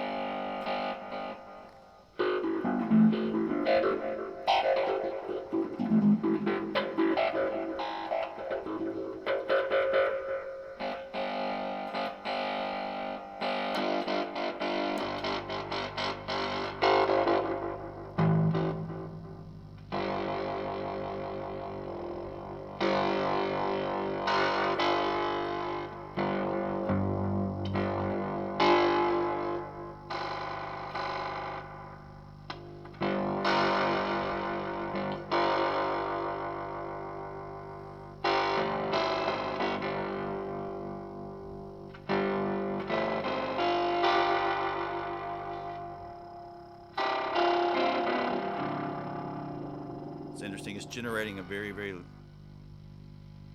low pitch on its own.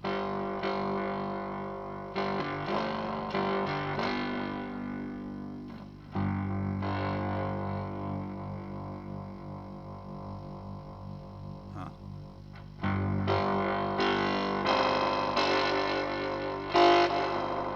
Man, that perfect fourth it doesn't get along with.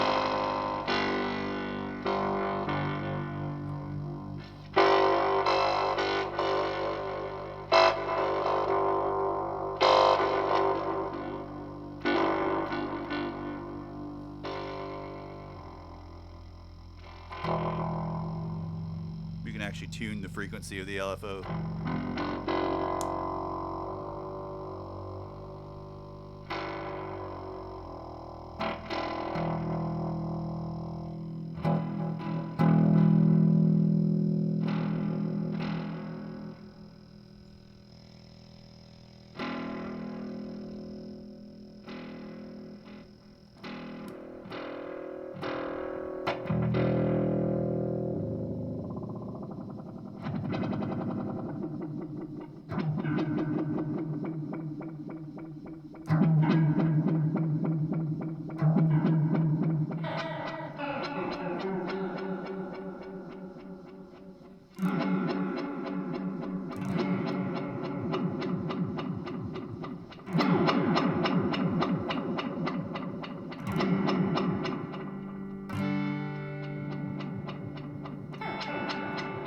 More extreme sounds like this, you usually want it, like for practical use, dial them kind of very far in the background.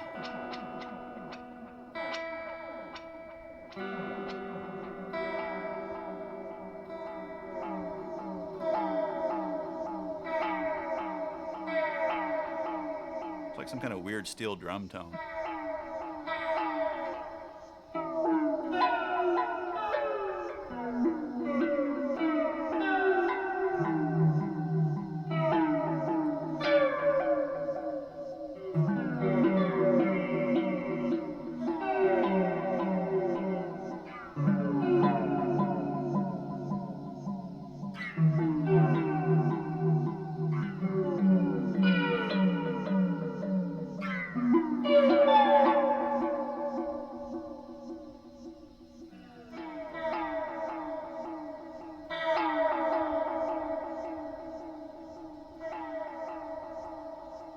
Let's do like infinite repeats.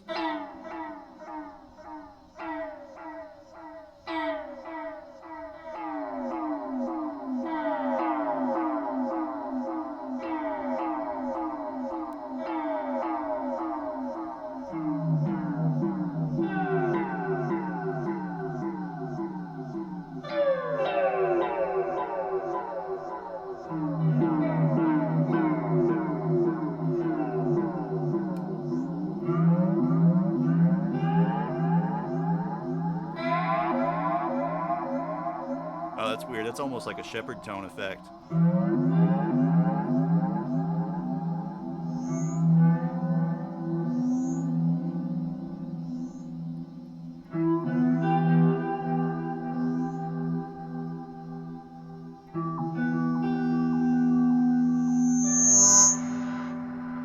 If we set the rate really low, it starts to feed back.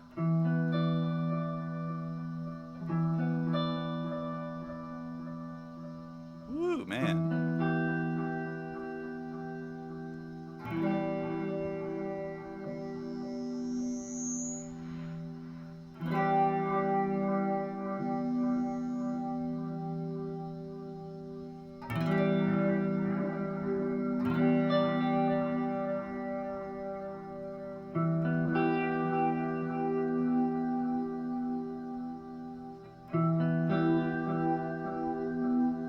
We're off into like dream tones now.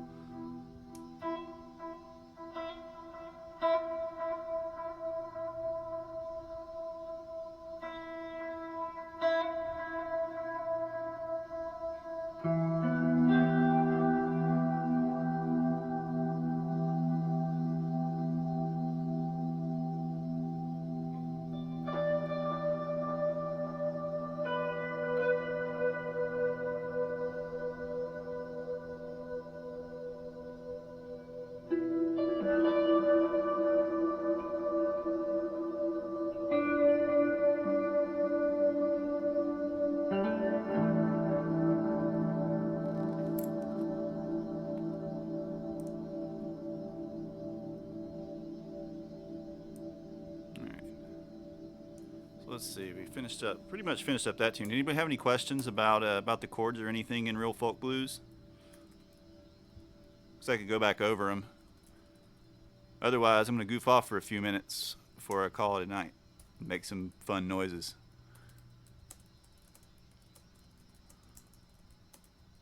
Or just questions in general.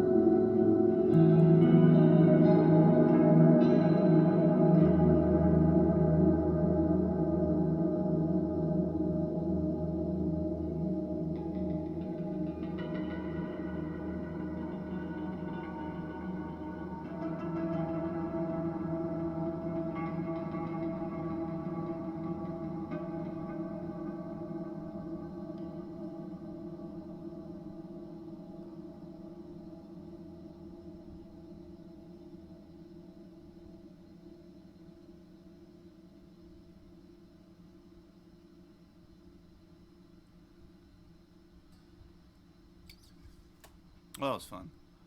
That's kind of a preview of the sort of stuff we get into every other Wednesday. So this will be next Wednesday, where we just cook up crazy pedal combinations and see if we can fly off to outer space somewhere with them.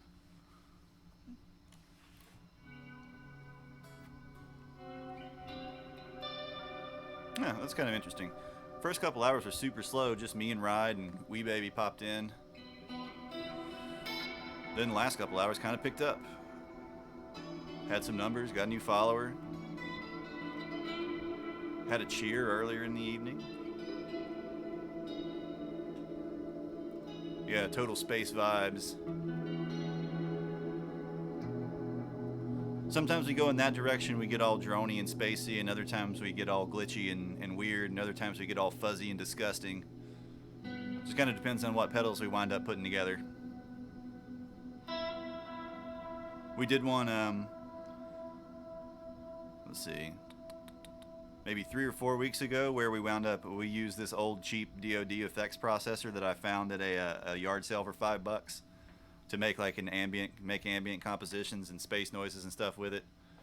It was pretty sweet to be a dirt cheap processor with no processing power that actually sort of contributed to its vibe. Oh man. All right, but we've been going for 4 hours. I'm starving. So I think we're going to wrap it up. I'll be back Friday night for Free for All Friday. So anything goes, any style of music, any kind of requests, any sort of chat. We talk about gear. We play different instruments. We talk about movies and booze sometimes. It's just kind of whatever comes up. But, so it should be about the same time, about 9 p.m. Eastern is usually when we get started. And a lot of times we go really late on those because we get a bunch of people in here rambling about whatever.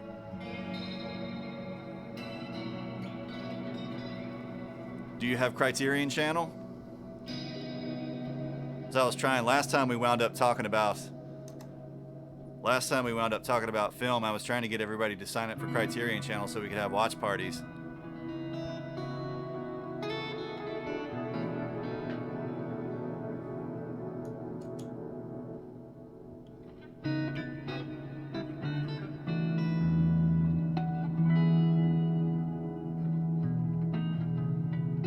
Man, that's a lot of reverb.